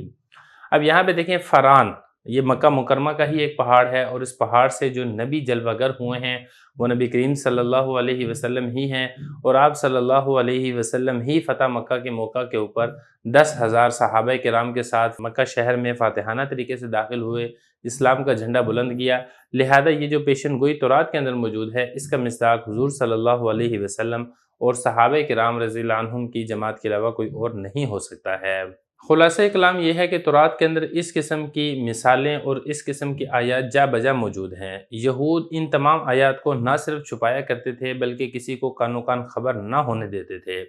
اور اگر کسی کو ان آیات کی بھنک بھی پڑ جاتی تھی تو یہ تعویل کرتے تھے کہ ان آیات میں صرف اس ملت کے وجود پذیر ہونے کی خبر دی گئی ہے، اس ملت کے اتباع کا حکم نہیں دیا گیا ہے، بلکہ اس کے مقابلہ کرنے کا حکم دیا گیا ہے۔ چنانچہ یہود یہ والا مقولہ بار بار دہرایا کرتے تھے، ملحمۃ کتبت علینا، گھمسان کی لڑائی ہم پر مسلط کر دی گئی ہے، ہم پر فرض کر دی گئی ہے کہ ہم گھمسان کی لڑائی لڑیں گے، یعنی جب وہ ملت وجود کے اندر آئے گی تو ہم پر لازم ہوگا کہ ہم ڈٹ کر اس ملت کا مقابلہ کریں اور اس کے ساتھ لڑائی کریں۔ تو یہود یہ والا مقولہ دہرایا کرتے تھے اور اس کا یہ والا مطلب بیان کیا کرتے تھے، مگر یہ جو ان کی تعویل ہے بہت زیادہ لچر اور بودی ہے، کوئی ہوش مند اس تعویل کے اوپر کان نہیں دھرتا تھا، اور یہود آپس میں بھی ایک دوسرے کو ان آیات کے چھپانے کا تاکیدی حکم دیا کرتے تھے، اور ہر خاص و عام کے سامنے ان آیات کے اظہار کو مناسب نہیں سمجھتے تھے۔ چنانچہ اللہ تعالیٰ بھی ان کی اسی حالت کو بیان کرتے ہوئے قرآن مجید کے اندر ارشاد فرماتے ہیں، وَإِذَا خَلَا بَعْضُهُمْ إِلَىٰ بَعْضٍ قَالُوا تُحَدِّثُونَهُمْ بِمَا فَتَحَ اللَّهُ عَلَيْكُمْ لِيُحَاجُّوكُمْ بِهِ عِندَ رَبِّكُمْ أَفَلَا تَعْقِلُونَ۔ مطلب ان آیات کا یہ ہے کہ جب یہود ایک دوسرے سے تنہائی میں ملتے ہیں تو آپس میں کہتے ہیں کہ تم مسلمانوں کو وہ والی باتیں بتلاتے ہو جو اللہ تعالیٰ نے تم پر ظاہر کی ہے، تو اس کا نتیجہ یہ ہوگا کہ مسلمان انہی باتوں کو تمہارے خلاف حجت میں پیش کریں گے، اور دیکھو یہ والی باتیں تمہارے رب کے پاس، مراد یہ کہ کتاب تورات کے اندر نازل ہوئی ہیں، کیا تم سمجھتے نہیں ہو؟ مطلب یہ کہ تم مسلمانوں کو تورات کی یہ والی آیتیں نہ بتاؤ، وگرنہ کل قیامت کے دن انہی آیتوں کو لے کر مسلمان تمہارے خلاف حجت پکڑیں گے اور تمہارے خلاف ثبوت کے طور پر پیش کریں گے۔ تو خلاصہ کلام یہ ہے کہ یہود کی جہالت کی کوئی انتہا نہیں ہے۔ اللہ تعالیٰ نے حضرت ہاجرہ اور حضرت اسماعیل علیہ السلام پر اس مبالغے کے ساتھ جو احسان جتلایا ہے تورات کے اندر، اور تورات کے اندر اللہ رب العزت نے اس امت کا اس قدر اعزاز کے ساتھ جو تذکرہ کیا ہے، کیا آپ اس کو اس بات کے اوپر محمول کر سکتے ہیں کہ اس میں صرف اور صرف اس ملت کے وجود کی خبر دی جا رہی ہے اور اس میں اس ملت کے اتباع اور اطاعت کی کوئی تاکید اور کوئی حکم نہیں دیا جا رہا ہے؟ تو یہ ایک بہت بڑا بہتان ہے جو کہ یہود اللہ تعالیٰ کے اوپر لگایا کرتے تھے۔ تو یہی والی بات یہاں پر ذکر کی جا رہی ہے۔ من جملہ کتمان آیات کی مثالوں میں سے ایک مثال یہ ہے کہ وہ آیات جس میں نبی صلی اللہ علیہ وسلم کی بعثت کی بشارت دی گئی ہے، اور نبی صلی اللہ علیہ وسلم کی بعثت کس میں ہوگی؟ حضرت ہاجرہ اور حضرت اسماعیل علیہ السلام کی اولاد میں ہوگی۔ ظاہر ہے حضرت اسماعیل علیہ السلام حضرت ہاجرہ کے بیٹے ہیں، اور تورات کے اندر اس میں اس بات کا بھی اشارہ موجود ہے، ایک ایسی ملت کا وجود ہوگا جس کا ظاہر ہونا اور اس کی شہرت عرض حجاز کے اندر یتیم مکمل اور تام ہوگی، اور عرفہ کے جو پہاڑ ہیں وہ تلبیہ لبیک کی صداؤں سے تن تلیو بھر جائیں گے، اور لوگ قصد اور ارادہ کریں گے اس جگہ کا، من الاقطار والامصار، دور دراز کے علاقوں سے، دور دراز کے شہروں سے آ کر لوگ حج اور عمرے کے لیے یہاں پر جمع ہوں گے۔ اب یہ والی جو ساری باتیں ہیں یہ تورات کے اندر آج کے دن تک بھی ثابت ہیں، لیکن یہ جو یہود تھے ان آیات کی تعویل ایسے کرتے تھے کہ ان آیات کے اندر اس ملت کے وجود کی خبر تو دی جا رہی ہے لیکن اس ملت کے اتباع کا حکم نہیں دیا جا رہا ہے، اور وہ اس کلمے کو، اس قول کو بار بار دہرایا کرتے تھے، ملحمۃ کتب علینا، گھمسان کی جنگ ہمارے اوپر فرض کر دی گئی ہے کہ ہم نے اس ملت کی اتباع نہیں کرنی بلکہ ہم نے اس ملت کا مقابلہ اور ان سے جنگ کرنی ہے۔ یہ ان کی تعویل رقیق بہت بودی اور لچر قسم کی تعویل تھی کہ کوئی اس کو سننے کے لیے بھی تیار نہیں ہوتا تھا اور کوئی اس کو صحیح بھی نہیں سمجھتا تھا، لیکن وہ آپس میں تاکیدی حکم دیا کرتے تھے کہ ان آیات کو چھپاؤ، تورات کی ان آیات کو تم مخفی رکھو، اور اس کے ظاہر کرنے کو وہ جائز قرار نہیں دیتے تھے ہر خاص و عام پر، کسی کو بھی نہ بتاؤ، نہ کسی عام کو بتاؤ، نہ کسی خاص کو بتاؤ۔ چنانچہ اللہ تعالیٰ ان کی طرف سے حکایت نقل کرتے ہوئے فرماتے ہیں اتحدثون بما فتح اللہ علیکم لیحاجوکم بہ عند ربکم، یہ کس قدر جاہل تھے۔ کیا ممکن ہے اللہ تعالیٰ کا جو احسان ہوا ہے بی بی ہاجرہ اور حضرت اسماعیل علیہ السلام کو، اس مبالغے کے ساتھ جو اللہ تعالیٰ نے احسان کا تذکرہ کیا ہے، اس کو صرف اس ملت کے وجود کی خبر کے اوپر محمول کیا جائے، اس نبی کی بعثت کی خبر کے اوپر محمول کیا جائے؟ اسی طریقے سے اس امت کے جو اس فضیلت کے ساتھ ذکر کیا گیا ہے تورات کے اندر، کیا وہ اس میں صرف اس ملت کے وجود کی خبر دی جا رہی ہو؟ ایسا تو نہیں ہے، کیونکہ دیکھیں جب اس امت کی اس قدر فضیلت کے ساتھ تذکرہ کیا جا رہا ہے تورات کے اندر، نہ صرف یہ کہ ایک بار بلکہ بار بار تذکرہ کیا جا رہا ہے، تو اس میں صاف اور واضح طور پر یہ اشارہ ہے کہ تم نے اس ملت کی اتباع کرنی ہے، تم نے اس دین اسلام کو اختیار کرنا ہے۔ لیکن یہ اپنی طرف سے اس قسم کی کتمان آیات کیا کرتے تھے اور باطل تعویل اور فاسد تفسیر کیا کرتے تھے۔ تو یہ فرما رہے ہیں کہ ایسا کیسے ہو سکتا ہے کہ اس کے اندر ترغیب اور ابھارنا نہ ہو اس دین کی اتباع کرنے کا؟ تو اگر یہ لوگ یہ والی بات کرتے ہیں کہ اس میں صرف اس ملت کے وجود کی خبر دی جا رہی ہے، اس نبی کی بعثت کی خبر دی جا رہی ہے، اتباع کا حکم نہیں دیا جا رہا، یہ تو بہت بڑا بہتان ہے جو کہ اللہ تعالیٰ کے اوپر لگا رہے ہیں۔ بسم اللہ الرحمن الرحیم۔ الفوز الکبیر الباب الاول ہے فی بیان العلوم الخمسہ، الفصل الاول ہے فی علم الجدل، سبق نمبر 24 میں خوش آمدید۔ آج کے سبق میں ہم بیان الافتراء پڑھیں گے۔ عبارت دیکھ لیں۔ اما الافتراء فاسبابه دخول التعمق والتشدد على احبارهم ورهبانهم والاستحسان اي استنباط بعض الاحکام بناء على ادراک المصالح فيها بدون نص من الشارع وترويج الاستنباطات الواهية فاتباعهم الحقوها بالاصل زعما منهم ان اتفاق سلفهم على شيء من الحجوج القاطعة فلم يكن عندهم مستند في انکار نبوة عیسیٰ علیہ السلام الا اقوال سلفهم وكذلك كان حالهم في كثير من الاحکام۔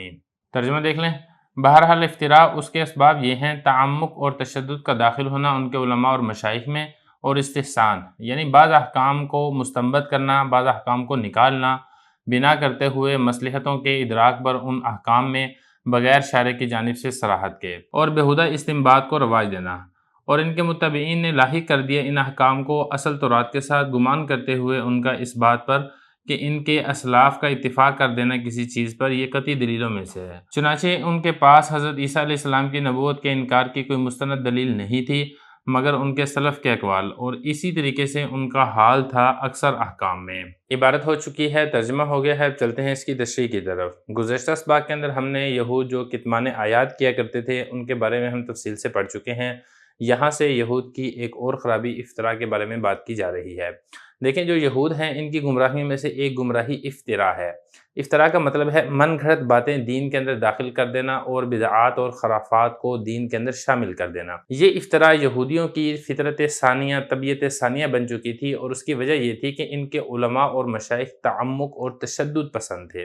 تعمق اور تشدد کیا، وہ انشاءاللہ آگے چل کے میں آپ کو تفصیل سے بتاؤں گا۔ اس لیے وہ ایسے احکام اور عبادات شاقہ، مشکل عبادات کو اختیار کرتے تھے جن کا شریعت نے ان کو حکم نہیں دیا تھا۔ اس کے ساتھ ساتھ ان کے علماء اور مشائخ استحسان سے یعنی قیاس سے بھی بعض احکام کو ثابت کر دیا کرتے تھے، بغیر شارع کی جانب سے، کسی قسم کی صراحت کے بغیر،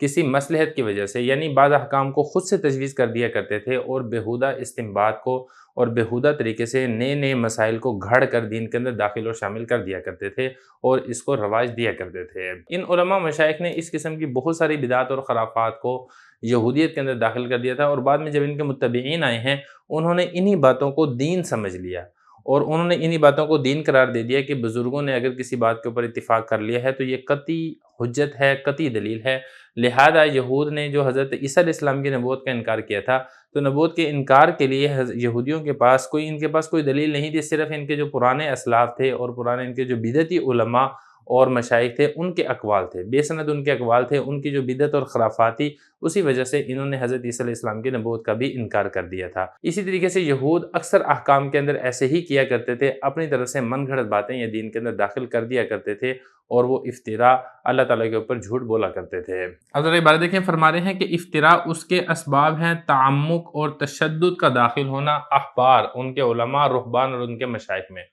دیکھیں تعمق اس کا لغوی معنی ہوتا ہے گہرائی میں اترنا،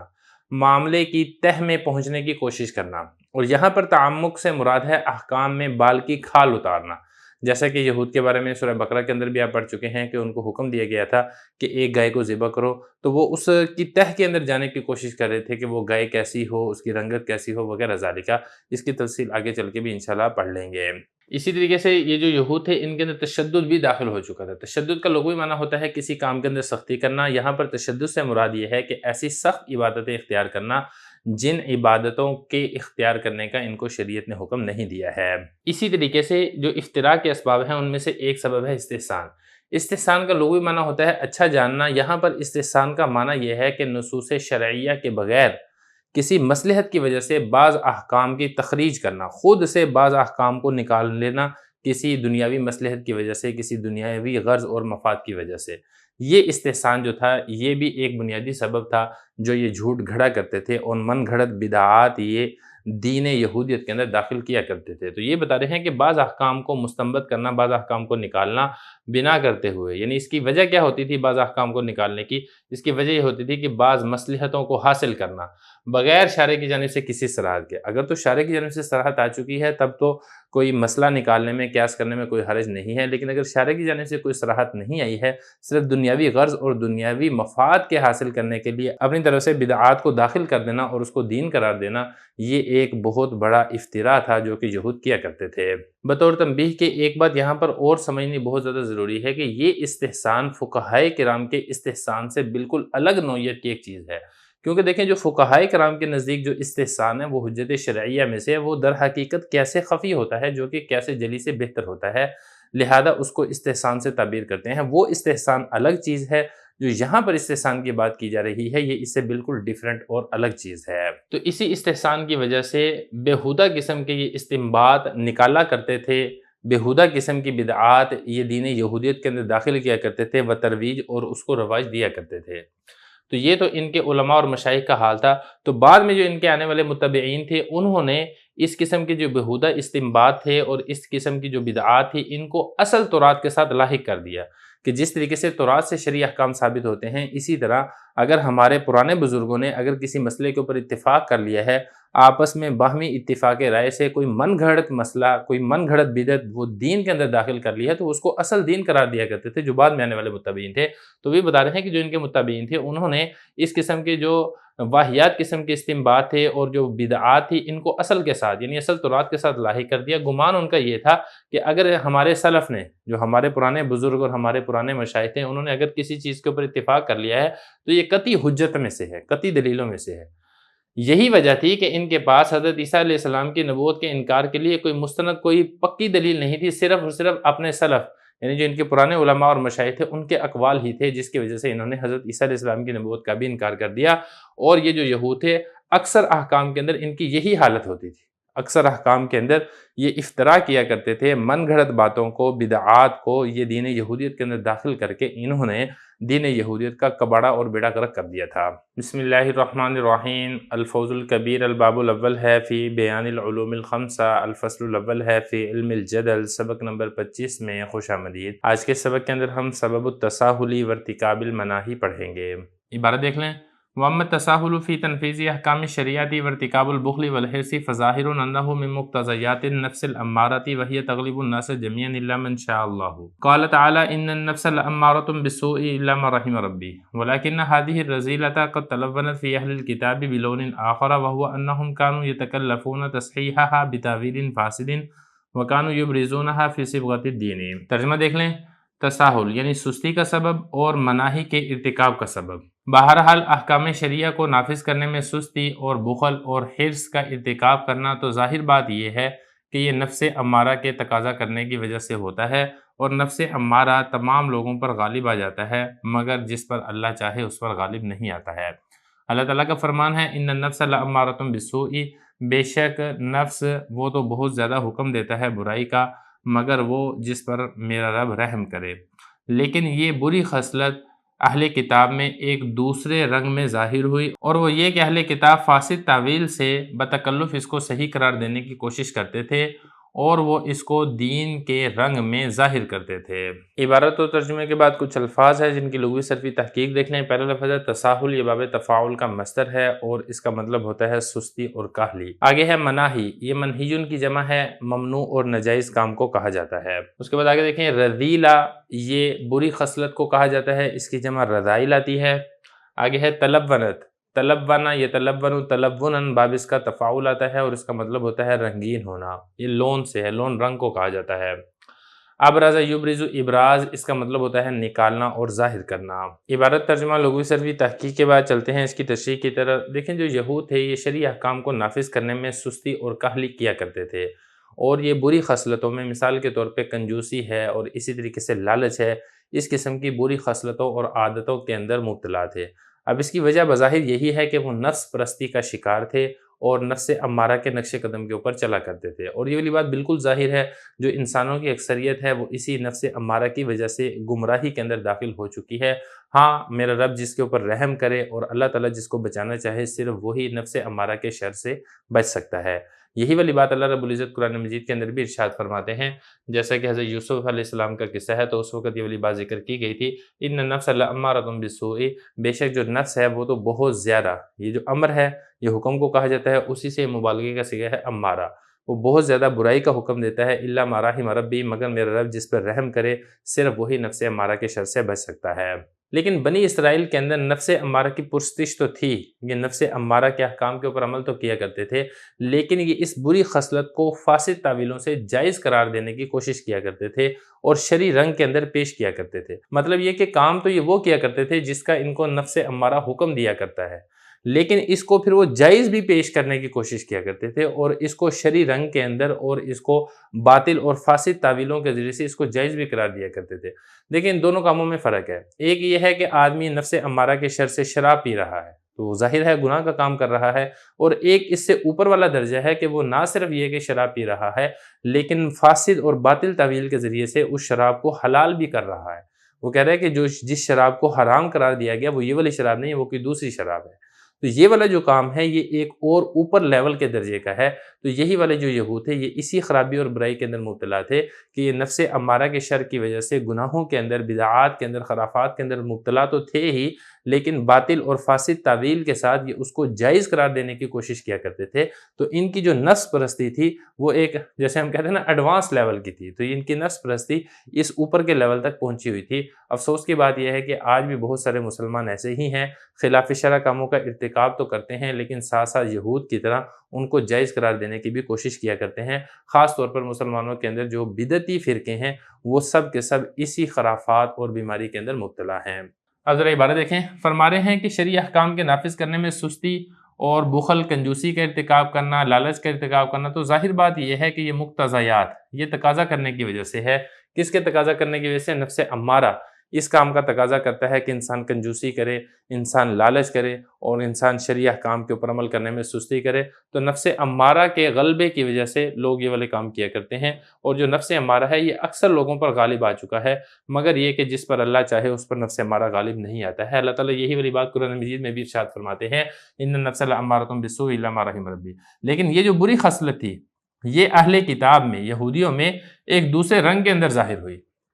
وہ دوسرا رنگ یہ تھا کہ وہ فاسد تعویل کی وجہ سے اس کو بتکلف صحیح قرار دیا کرتے تھے۔ کام تو وہ ناجائز کیا کرتے تھے لیکن اس کو دین کے لبادے کے اندر پیش کرتے تھے۔ وَكَانُوا يُبْرِزُونَهَا فِي صِبْغَةِ الدِّينِ، اور وہ اس کو ظاہر کیا کرتے تھے دین کے رنگ میں، اور اس کو کہا کرتے تھے کہ یہ دینی اور شرعی حکم ہے۔ تو اس طریقے سے یہ سستی اور کاہلی کا شکار تھے، اور جن کاموں کے کرنے سے اللہ رب العزت نے منع کیا ہے، نہ صرف یہ کہ وہ کام کیا کرتے تھے بلکہ ان کو جائز بھی قرار دیا کرتے تھے۔ بسم اللہ الرحمن الرحیم۔ الفوز الکبیر الباب الاول ہے فی بیان العلوم الخمسہ، الفصل الاول ہے فی علم الجدل، سبق نمبر 26 میں خوش آمدید۔ آج کے سبق کے اندر ہم اسباب و استبعادی رسالتی سیدنا محمد صلی اللہ علیہ وسلم پڑھیں گے۔ عبارت دیکھ لیں، وَأَمَّا اسْتِبْعَادُ رِسَالَةِ سَيِّدِنَا مُحَمَّدٍ صلی اللہ علیہ وسلم فَأَسْبَابُهُ اخْتِلَافُ عَادَاتِ الْأَنْبِيَاءِ وَأَحْوَالِهِمْ فِي إِكْثَارِ التَّزَوُّجِ وَالْإِقْلَالِ مِنْهُ وَمَا أَشْبَهَ ذَلِكَ، وَاخْتِلَافُ شَرَائِعِهِمْ وَاخْتِلَافُ سُنَّةِ اللَّهِ تَعَالَى فِي مُعَامَلَةِ الْأَنْبِيَاءِ وَبِعْثَةُ النَّبِيِّ صلی اللہ علیہ وسلم من بني إسماعيل بعدما كان جمہور الانبیاء من بنی اسرائیل وامثال هذه الاسباب۔ ترجمہ دیکھ لیں، اور بہرحال ہمارے سردار محمد صلی اللہ علیہ وسلم کی رسالت کو بعید سمجھنے کے اسباب میں سے انبیاء کی عادات اور ان کی حالتوں کا مختلف ہونا ہے، نکاح کی کثرت اور قلت کے بارے میں اور اس جیسی دوسری چیزوں میں، اور انبیاء کرام کی شریعتوں کا مختلف ہونا ہے، اور اللہ تعالیٰ کے طریقے کا مختلف ہونا ہے انبیاء کے معاملے میں، اور نبی کریم صلی اللہ علیہ وسلم کا مبعوث ہونا بنی اسماعیل سے بعد اس کے کہ جمہور انبیاء یہ بنی اسرائیل میں سے ہوئے ہیں،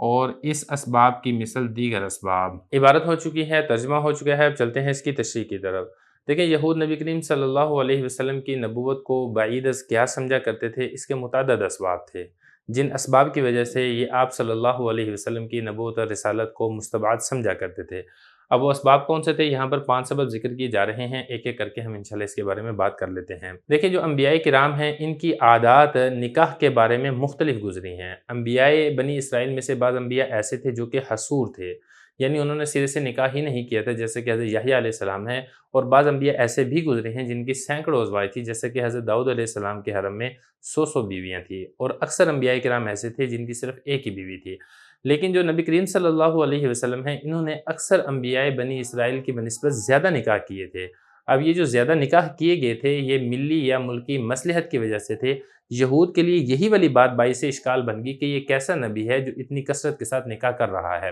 اسی طرح دیگر امور میں بھی ایسی طرح جہاد کے معاملے میں اور جہاد سے حاصل ہونے والی مال غنیمت کے معاملے میں بھی نبی کریم صلی اللہ علیہ وسلم کا جو طریقہ اور سنت ہے وہ دیگر انبیاء کی حالتوں سے مختلف گزری ہے۔ اسلام کے اندر جہاد کو فرض قرار دیا گیا ہے اور اسی طریقے سے مال غنیمت کو حلال قرار دیا گیا ہے۔ یہود کو یہ والی بات سمجھ نہیں آتی تھی کہ مال غنیمت یہ کیسے حلال ہو سکتا ہے، وہ تو اس کو خود منفعت اندوزی کا ایک ذریعہ سمجھتے تھے۔ تو اس طریقے سے جو دیگر انبیاء بنی اسرائیل تھے ان سے اور نبی کریم صلی اللہ علیہ وسلم کے بارے میں بہت سی باتیں ایسی تھیں جن کے اندر اختلاف تھا، مختلف تھیں، جو کہ اللہ رب العزت ہی کی جانب سے تھا، لیکن یہود کو یہ والی بات سمجھ نہیں آتی تھی۔ چنانچہ یہود نہ صرف نبی کریم صلی اللہ علیہ وسلم کی نبوت اور رسالت کا انکار کیا کرتے تھے بلکہ اس کو بعید از قیاس بھی سمجھا کرتے تھے۔ جو دوسری وجہ ہے وہ ہے شریعت کا مختلف ہونا۔ جو آپ صلی اللہ علیہ وسلم کو جو شریعت دی گئی ہے، یہ جو دیگر انبیاء کو جو شریعت دی گئی تھی ان سے قدرے مختلف ہے۔ تو آپ صلی اللہ علیہ وسلم کی شریعت کا دیگر انبیاء کی شرائط سے مختلف ہونا اور یہ اختلاف کا ہونا بھی یہود کے لیے وجہ استبعاد بنا۔ ان کا خیال یہ تھا کہ اگر شریعت اللہ تعالیٰ ہی کی طرف سے ہے تو سابقہ شریعتوں سے مختلف نہ ہوتی، تو جب ان کی شریعت سابقہ شریعتوں سے مختلف ہے تو پتہ یہ چلا کہ ان کی شریعت درست نہیں ہے اور یہ نبی اور رسول نہیں ہے۔ تو یہ ان کی کم عقلی تھی جن کی وجہ سے وہ اس کو اس طریقے سے سمجھا کرتے تھے۔ اسی طریقے سے انبیاء کے معاملے میں سنت الہی کا مختلف ہونا یہ بھی وجہ استبعاد تھا۔ مثال کے طور پہ تمام انبیاء اور رسول کی جو بعثت زمانی اور بعثت مکانی ہے وہ اپنی اپنی قوم کی طرف ہوئی ہے، جبکہ نبی کریم صلی اللہ علیہ وسلم کی جو بعثت ہے اور آپ صلی اللہ علیہ وسلم کو جو نبی اور رسول بنایا گیا ہے، یہ بعثت آفاقی، ابدی اور تمام جہانوں کے لیے ہے۔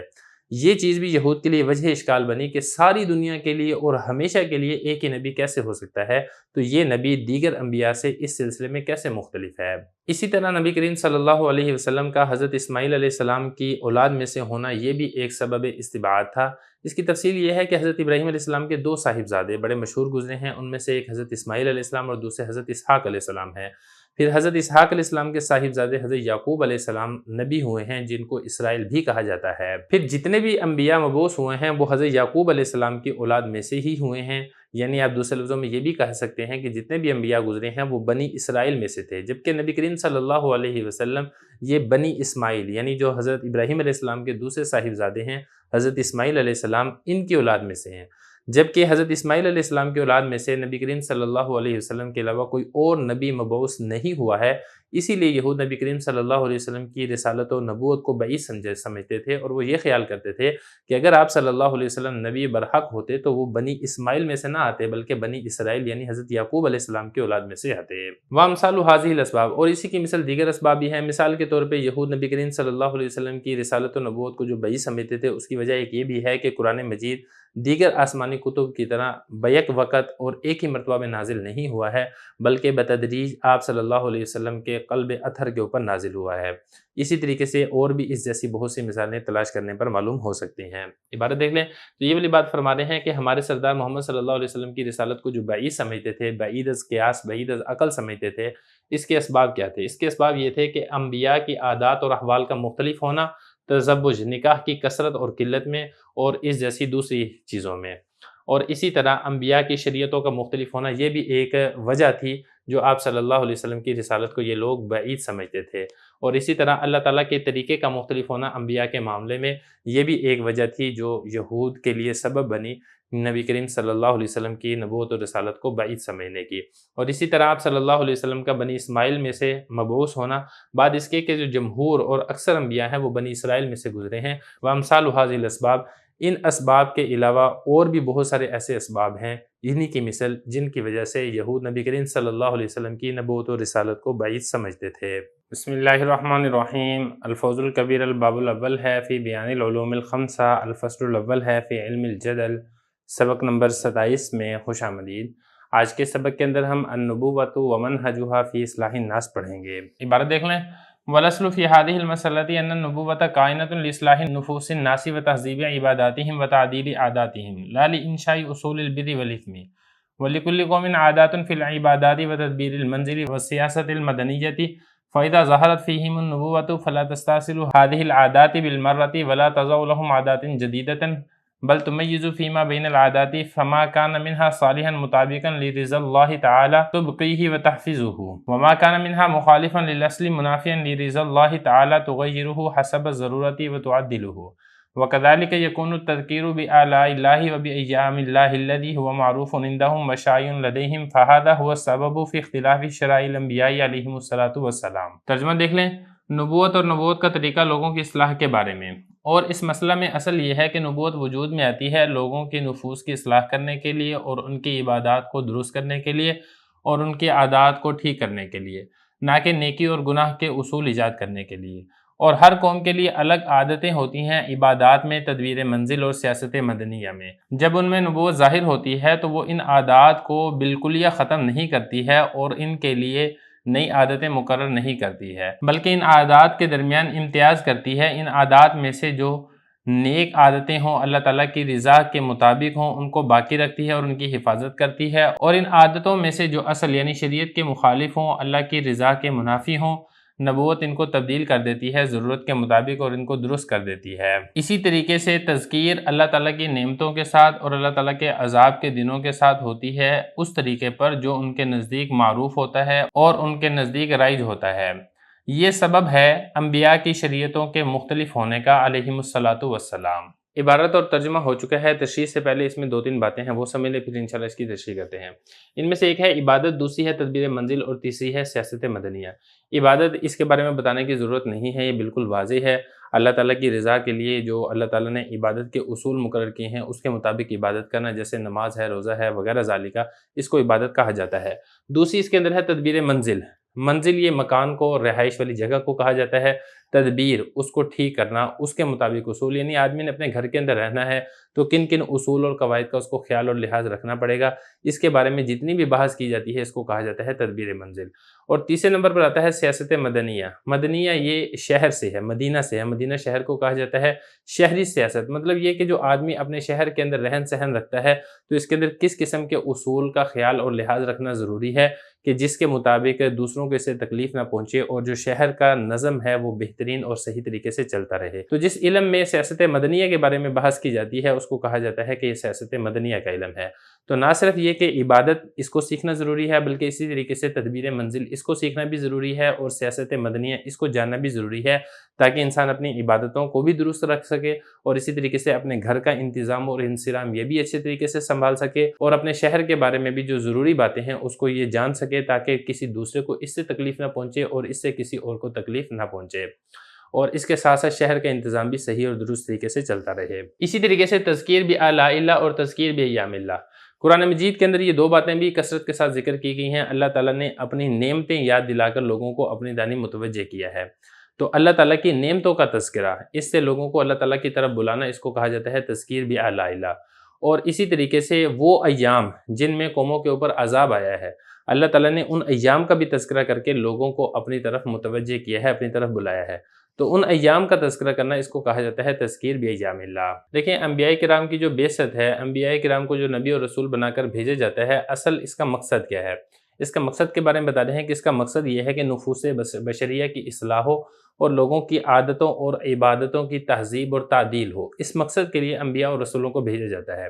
انبیاء اور رسولوں کو بھیجنے کا مقصد نیکی اور بدی کے اصول ایجاد کرنا یہ غرض نہیں ہوتا ہے، بلکہ مقصد کیا ہوتا ہے؟ عبادت، تدبیر منزل اور سیاست مدنیہ کے اندر چونکہ ہر قوم کی عادتیں جدا جدا اور الگ الگ ہوتی ہیں، لہذا جب نبی کو کسی قوم کے اندر مبعوث کیا جاتا ہے، کسی قوم کے اندر بھیجا جاتا ہے، تو وہ ان کی پرانی عادتوں کو بالکل یہ ختم نہیں کرتا ہے۔ ایسا نہیں کرتا کہ پرانی ساری عادتیں ختم کر کے نئی عادتیں ان کے لیے ایجاد کر دی جائیں، بلکہ جو نبی ہے وہ قوموں کی عادتوں اور رسموں کو بڑے غور سے دیکھتا ہے، ملاحظہ کرتا ہے۔ ان عادتوں اور رسموں میں جو عادتیں اللہ تعالیٰ کی رضا اور اللہ تعالیٰ کی مرضی کے مطابق اور اللہ تعالیٰ کی منشا کے مطابق ہوتی ہیں، نبی اور رسول ان عادتوں کو برقرار رکھتا ہے۔ لیکن جو عادتیں اور رسمیں اللہ تعالیٰ کی رضا کے خلاف ہوتی ہیں، شریعت کے مخالف ہوتی ہیں، تو نبی اور رسول ان کے اندر بقدر ضرورت ترمیم کر کے ان کو درست کر دیتا ہے، اور ترمیم میں بھی صرف اس حد تک ترمیم کرتا ہے کہ یہ عادتیں اور یہ جو رسم و رواج ہیں یہ اللہ تعالیٰ کی رضا اور شریعت کے مطابق ہو جائیں۔ یہ نہیں ہے کہ ان کو بالکل ہی ختم کر دے۔ البتہ کوئی ایسی بد رسم ہو کہ جو بالکل درست نہ ہو سکتی ہو، تو پھر ایسی رسموں کو جو نبی اور رسول ہے وہ سرے سے ہی بالکل یا اپنی جڑ سے ہی اکھاڑ دیتا ہے اور ٹوٹلی اور مکمل طریقے سے اس کو ختم اور نیست اور نابود کر دیتا ہے۔ اسی طرح ہر نبی تذکیر بآلاء اللہ اور تذکیر بایام اللہ میں بھی وہی نہج اور طریقہ اپناتا ہے جو لوگوں کے درمیان مشہور و معروف اور شائع اور ذائع ہو۔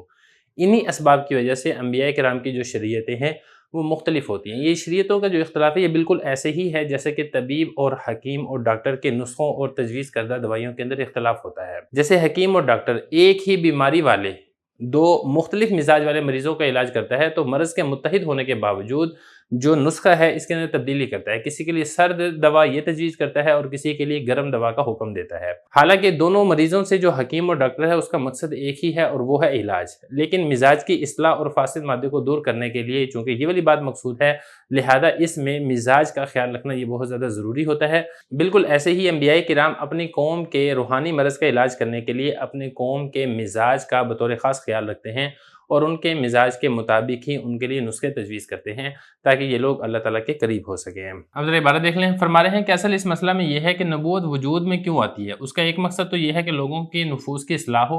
نمبر 2 لوگوں کی عبادات کی تہذیب ہو، درست ہوں، نمبر 3 ان کی عادتوں کی تعدیل ہو، ان کی عادتیں درست ہوں۔ نبوت اور رسالت کا مقصد یہ ہے۔ نبوت اور رسالت کا مقصد یہ نہیں ہے، پھر کہتے ہیں نیکی کو، اس میں کہتے ہیں گناہ کو، نیکی اور گناہ کے اصول ایجاد کرنا یہ مقصد نہیں ہے۔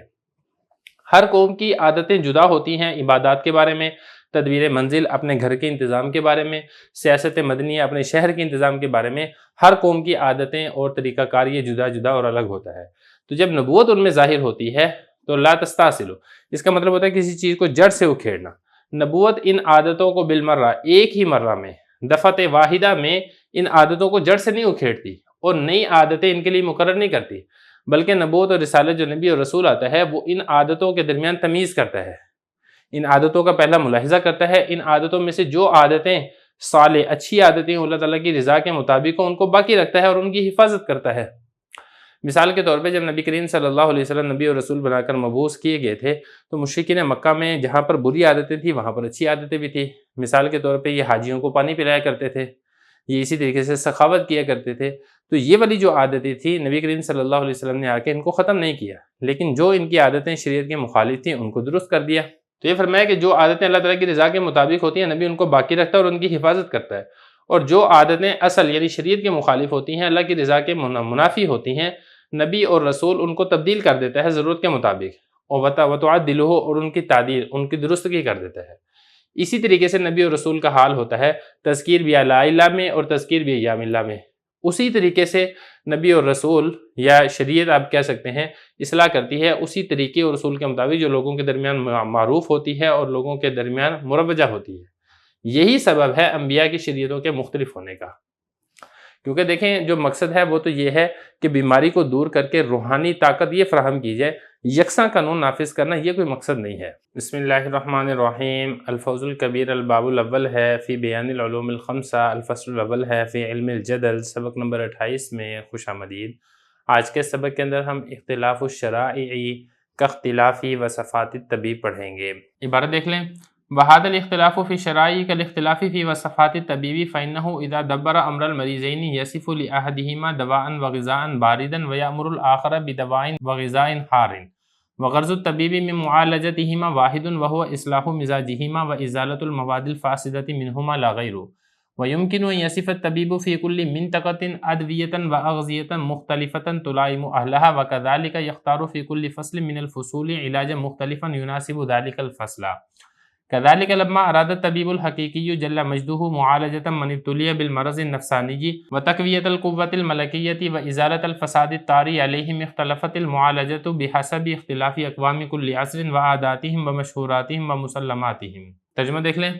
اور شریعتوں کا یہ اختلاف طبیب کے نسخوں کے اختلاف کی طرح ہے، اس لیے کہ جب وہ غور کرتا ہے دو مریضوں کے معاملے کا تو وہ تجویز کرتا ہے ان دونوں کے لیے دوا اور غذا جو کہ ٹھنڈی ہو، اور دوسرے کو حکم دیتا ہے ایسی دوا اور غذا کا جو کہ گرم ہو، اور طبیب کا مقصد ان دونوں کے علاج سے وہ ایک ہی ہے، اور وہ ہے ان دونوں کے مزاج کی اصلاح کرنا اور ان دونوں کے فاسد مواد کو زائل کرنا، نہ کہ اس کے علاوہ کوئی اور مقصد ہے۔ اور ممکن ہے کہ طبیب تجویز کرے ہر علاقے کے لیے دوا اور مختلف غذائیں جو کہ اس علاقے والوں کے مناسب ہیں۔ اسی طریقے سے طبیب اختیار کرتا ہے موسموں میں سے ہر موسم میں مختلف علاج جو کہ اس موسم کے مناسب ہوتا ہے۔ اسی طرح جب طبیب حقیقی اس کی بزرگی اور عظمت بلند ہو، جب اس نے ارادہ کیا علاج کرنے کا اس شخص کے جو کہ نفسانی بیماری کے اندر مبتلا ہے، اور اس کی ملکی قوت کو طاقت پہنچانے کا اور ایسے فساد کو دور کرنے کا جو اس کے اوپر طاری ہو چکا ہے، تو علاج بھی مختلف ہو گیا، اقوام کے مختلف ہونے کی وجہ سے، ہر زمانے کے اندر ان کی عادات کے مختلف ہونے کی وجہ سے، اور ان کے مشہور اور مسلمہ چیزوں کے مختلف ہونے کی وجہ سے۔ عبارت و ترجمے کے بعد کچھ الفاظ ہیں جن کی لغوی صرفی تحقیق دیکھ لیں۔ پہلا لفظ ہے وصفات، یہ وصفتن کی جمع ہے، نسخے کو تجویز کردہ دوائی کو کہا جاتا ہے۔ باب اس کا ضرب یضرب آتا ہے، وصف یصف، یصف الطبیب للمریض، یعنی طبیب کا مریض کے لیے دوا کو تجویز کرنا۔ آگے دیکھیں دبر یدبر تدبیر، اس کا مطلب ہوتا ہے غور کرنا۔ مواد، یہ مادتن کی جمع ہے، جس سے کسی چیز کی ترکیب اور قوام ہو اس کو مادہ کہا جاتا ہے۔ منطقہ، یہ علاقے کو کہا جاتا ہے، اس کی جمع مناطق آتی ہے۔ بحسب، حسب اس کا مطلب ہوتا ہے موافق اور مطابق۔ بحسب اختلاف اقوام کل عصر، ہر زمانے کی قوم کے اختلاف کے مطابق، قوم کے اختلاف کے موافق، یہ اس کا ترجمہ اس طریقے سے کیا جائے گا۔ عبارت و ترجمہ ہو چکا ہے، اب چلتے ہیں اس کی تشریح کی طرف۔ جیسے کہ میں نے آپ کو گزشتہ سبق کے اندر بھی بتایا تھا کہ جو شریعتیں ہر نبی اور رسول کی مختلف گزری ہیں، یہ شریعتوں کا اختلاف یہ بالکل ایسے ہی ہے جیسے کہ طبیب اور حکیم اور ڈاکٹر کے نسخوں کے اندر اختلاف ہوتا ہے۔ مثال کے طور پہ ایک ماہر طبیب اور ایک ماہر حکیم کے پاس دو آدمی آئیں اور وہ دو آدمی ایک ہی بیماری کے اندر مبتلا ہوں لیکن ایک کا مزاج سرد ہو دوسرے کا مزاج گرم ہو،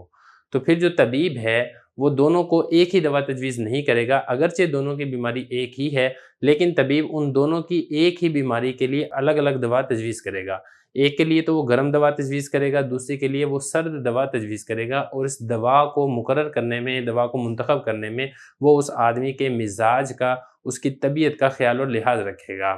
بالکل ایسے ہی ہے جو شریعتوں کا اختلاف ہے اس میں بھی ہر قوم کی عادت کا، ہر قوم کی طبیعت کا اور ہر قوم کے مزاج کا خیال رکھا جاتا ہے۔ یہ اسی طریقے سے ڈاکٹر اور حکیم ہے، یہ جو دوا تجویز کرتا ہے اس میں موسم کا خیال رکھتا ہے۔ اگر وہ سردی والا موسم ہے تو اس میں وہ گرم دوا تجویز کرتا ہے، اگر گرمی کا موسم ہے تو اس کے اندر سرد اور ٹھنڈی دوا تجویز کرتا ہے۔ یہ اسی طریقے سے ہر قوم، ہر علاقے کے لوگوں کا مزاج مختلف ہوتا ہے، تو ہر قوم اور ہر علاقے کے اندر مختلف قسم کی دوائیں استعمال ہوتی ہیں جو کہ اس قوم اور اس علاقے کے مزاج کے مطابق اور موافق ہوتی ہیں۔ بالکل ایسے ہی طبیب حقیقی اللہ تعالیٰ کی ذات، جب اللہ تعالیٰ نے لوگوں کی اصلاح کا اور لوگوں کی بیماری، نفسانی بیماری سے علاج کا ارادہ کیا، جس روحانی اور نفسانی بیماری کے اندر لوگ مبتلا تھے، تو اس میں بھی اللہ تعالیٰ نے لوگوں کی عادتوں اور مسلمہ طریقوں کے مختلف ہونے کو مد نظر رکھا، لہذا الگ الگ علاج تجویز کیے۔ اگر کسی قوم کا مزاج ایک طرح کا تھا تو اس کے لیے اس کے مطابق علاج تجویز کیا، اگر کسی قوم کا مزاج دوسری طرح کا تھا تو اس کے مطابق اللہ رب العزت نے اس کا علاج تجویز کیا۔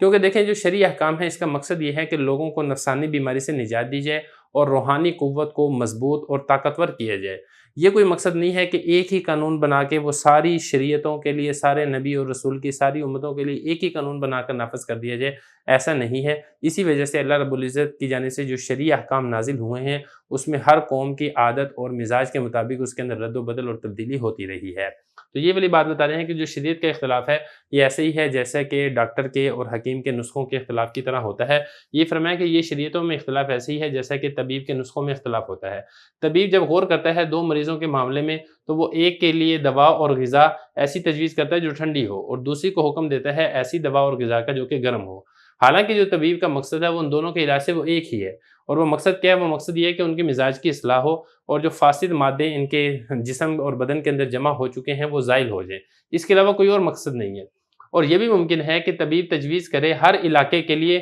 دوائیاں اور مختلف غذائیں جو کہ اس علاقے والوں کے مناسب ہیں۔ مثال کے طور پہ کوئی ٹھنڈے علاقے والے ہیں تو اس کے لیے گرم دوا تجویز ہو، کوئی گرم علاقے کی رہائشی ہے تو اس کے لیے ٹھنڈی دوا تجویز ہو، یا اسی طریقے سے کوئی پہاڑی علاقے والا ہے، کوئی میدانی علاقے والا ہے، تو ہر علاقے والوں کے لیے اسی کے مناسب اور موافق دوائیاں تجویز کی جاتی ہیں۔ اسی طریقے سے جو ڈاکٹر ہے اور جو عقل مند ڈاکٹر حکیم ہوتا ہے وہ اختیار کرتا ہے فصل کہتے ہیں موسم کو، موسم میں سے ہر موسم میں مختلف علاج جو کہ اس موسم کے مناسب ہوتا ہے۔ سرد موسم کے اندر وہ ٹھنڈی دوا نہیں دیتا کیونکہ پہلے ہی سردی ہے، اگر وہ ٹھنڈی دوا دے دے گا تو پھر سردی کے اوپر سردی اور ہوگی تو وہ مزید بیمار ہوگا، وہ صحت یاب نہیں ہوگا۔ یہ اسی طریقے سے اگر گرمی کا موسم ہے، سخت گرمی ہے، تو سخت گرمی کے اندر جو عقل مند ڈاکٹر ہوگا وہ گرم دوا تجویز نہیں کرے گا بلکہ وہ ٹھنڈی دوا تجویز کرے گا۔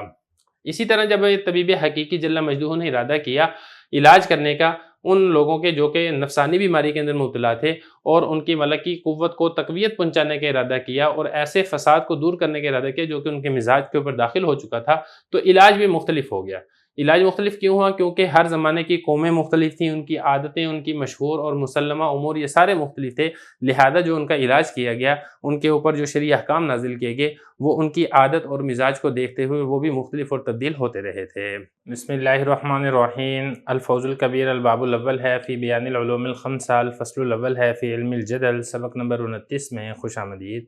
آج کے سبق کے اندر ہم انموذج الیہود پڑھیں گے۔ عبارت دیکھ لیں۔ وعلى كل فإن أردت أن ترى أنموذج اليهود فانظر إلى علماء السوء الذين يطلبون الدنيا ويولعون بتقليد السلف ويعرضون من نصوص الكتاب والسنة ويستندون إلى تعمق عالم وتشدده أو إلى استحسانه فأعرضوا عن كلام الشارع المعصوم وجعلوا الأحاديث الموضوعة والتأويلات الفاسدة قدوة فانظر كأنهم هم۔ ترجمہ دیکھ لیں۔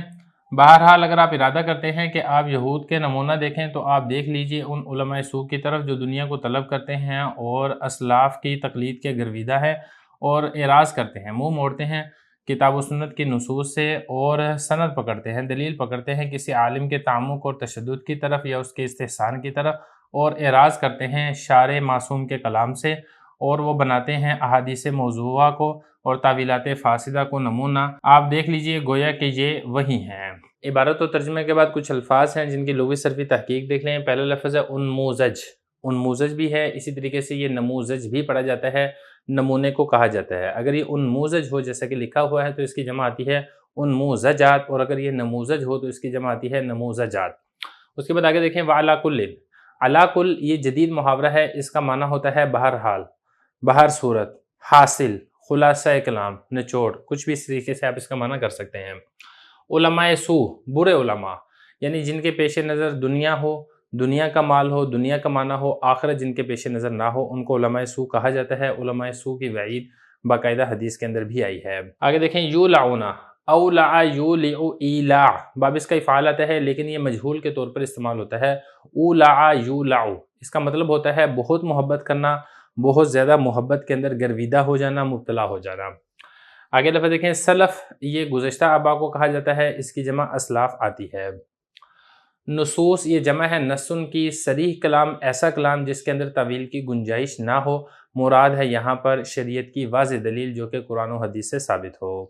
آگے ہے یستندون، استند یستند، استناد اس کا مطلب ہوتا ہے اعتماد کرنا، بھروسہ کرنا، اور قدوہ یہ نمونے کو کہا جاتا ہے۔ اس میں کاف کے اوپر آپ پیش بھی پڑھ سکتے ہیں قدوہ، آپ اس کے اوپر فتح بھی پڑھ سکتے ہیں قدوہ، اور آپ اس کے اوپر کسرہ بھی پڑھ سکتے ہیں قدوہ، تینوں طریقے سے اس کا اعراب پڑھا جا سکتا ہے۔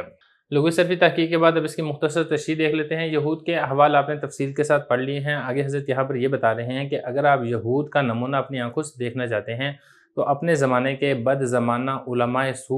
جو کہ دنیا کی محبت کے اندر گرویدہ اور دنیا کی محبت کے اندر مبتلا ہے، آپ ان کو دیکھ لیں۔ جو خرابیاں اور جو گمراہیاں نزول قرآن کے وقت یہود کے اندر پائی جاتی تھی، آج وہی خرابیاں اور وہی گمراہیاں اور وہی ساری کی ساری بری باتیں بھی نہیں علماء سو کے اندر پائی جاتی ہے۔ جس طریقے سے یہودی دنیا کے طلبگار تھے، ان کے پیش نظر دنیا کا مفاد تھا، وہ جانتے بوجھتے ہوئے اپنا پیٹ پالنے کے لیے لوگوں کو بدعات کی دلدل کے اندر پھنساتے تھے، اپنے اسلاف کی اندھی تقلید کے خوگر تھے، اسلاف کی آراء کے مقابلے میں قرآن و حدیث کی نصوص کو کوئی حیثیت نہیں دیتے تھے، کوئی وقت اور کوئی اہمیت نہیں دیکھتے تھے، اور ایک عالم کے تعمق اور تشدد اور تعصب پر مبنی رائے کو اور اس کے اجتہاد اور استحسان کے اوپر تکیہ کرتے تھے، اس کو قرآن و حدیث کی واضح نصوص کے اوپر ترجیح دیا کرتے تھے اور اس کو امام کا مقام دیتے تھے۔ بالکل آج کے دور کے اندر بھی علماء سو ایسے ہی کرتے ہیں۔ جو خرابیاں ان کے اندر تھی وہی نمونہ آپ کو آج کے علماء سو کے اندر مل جائے گا۔ جس طریقے سے وہ لوگ اپنے نبی کی واضح تعلیمات کا انکار کر دیا کرتے تھے، بالکل ایسے ہی یہ جو علماء سو ہیں یہ بھی صحیح حدیث سے اعراض کرتے ہیں اور صحیح حدیث کے مقابلے میں موضوع احادیث اور فاسد تعویلات کو پیشوا بناتے ہیں۔ تو یہ لوگ بالکل ویسے ہی اپنے اسلاف کی اندھی تقلید کا شکار ہیں جس طریقے سے یہود اپنے اسلاف کی اندھی تقلید کا شکار ہو کر وقت کے نبی کے طریقے سے ہٹ گئے تھے۔ تو ان کا اگر آپ نمونہ دیکھنا چاہتے ہیں تو آج کے دور کے علماء سو کو آپ دیکھ سکتے ہیں۔ اب ذرا عبارت دیکھ لیں، فرما رہے ہیں وَعَلَىٰ كُلٍّ، بہرحال اگر آپ ارادہ کرتے ہیں کہ آپ یہود کا نمونہ دیکھیں تو آپ علماء سو کی طرف نظر دوڑائیے۔ علماء سو جو دنیا کے طلبگار ہیں اور اپنی اسلاف کی اندھی تقلید کے گرویدہ ہیں، اور اسلاف کی تقلید کے مقابلے میں جو کتاب و سنت کی واضح نصوص ہیں، واضح آیات ہیں، ان سے یورزون اعراض کرتے ہیں، اور وہ تکیہ اور اعتماد اور بھروسہ کرتے ہیں کسی عالم کے تعمق اور اس کے تشدد اور اس کی تعصب پر مبنی رائے کے اوپر یا اس کے استحسان کے اوپر۔ استحسان کے بارے میں ساری تفصیل آپ کو گزشتہ سبق کے اندر بتا چکا ہوں۔ لہذا وہ عالم کے تعمق اور تشدد اور تعصب کی مبنی رائے کو ترجیح دیتے ہوئے جو شارع معصوم ہیں، نبی کریم صلی اللہ علیہ وسلم ہیں، ان کے کلام سے اعراض کر دیتے ہیں، اور واضح حدیثوں کے مقابلے میں، صحیح حدیثوں کے مقابلے میں موضوع احادیث کو اور تعویلات فاسدہ کو نمونہ بناتے ہیں، ان سے دلیل پکڑتے ہیں۔ فانظر، آپ دیکھ لیجئے، کأنہم، گویا کہ یہ علماء سو ہم وہی علماء یہود ہیں، یعنی ان کا حال بھی بالکل وہی علماء یہود کے حال کی طرح ہیں۔ یا آپ اس میں ضمیروں کو برعکس بھی کر سکتے ہیں کہ آپ دیکھ لیجئے گویا کہ وہ علماء یہود یہ ایسے ہی ہیں جیسے کہ آج کے دور کے علماء سو ہیں۔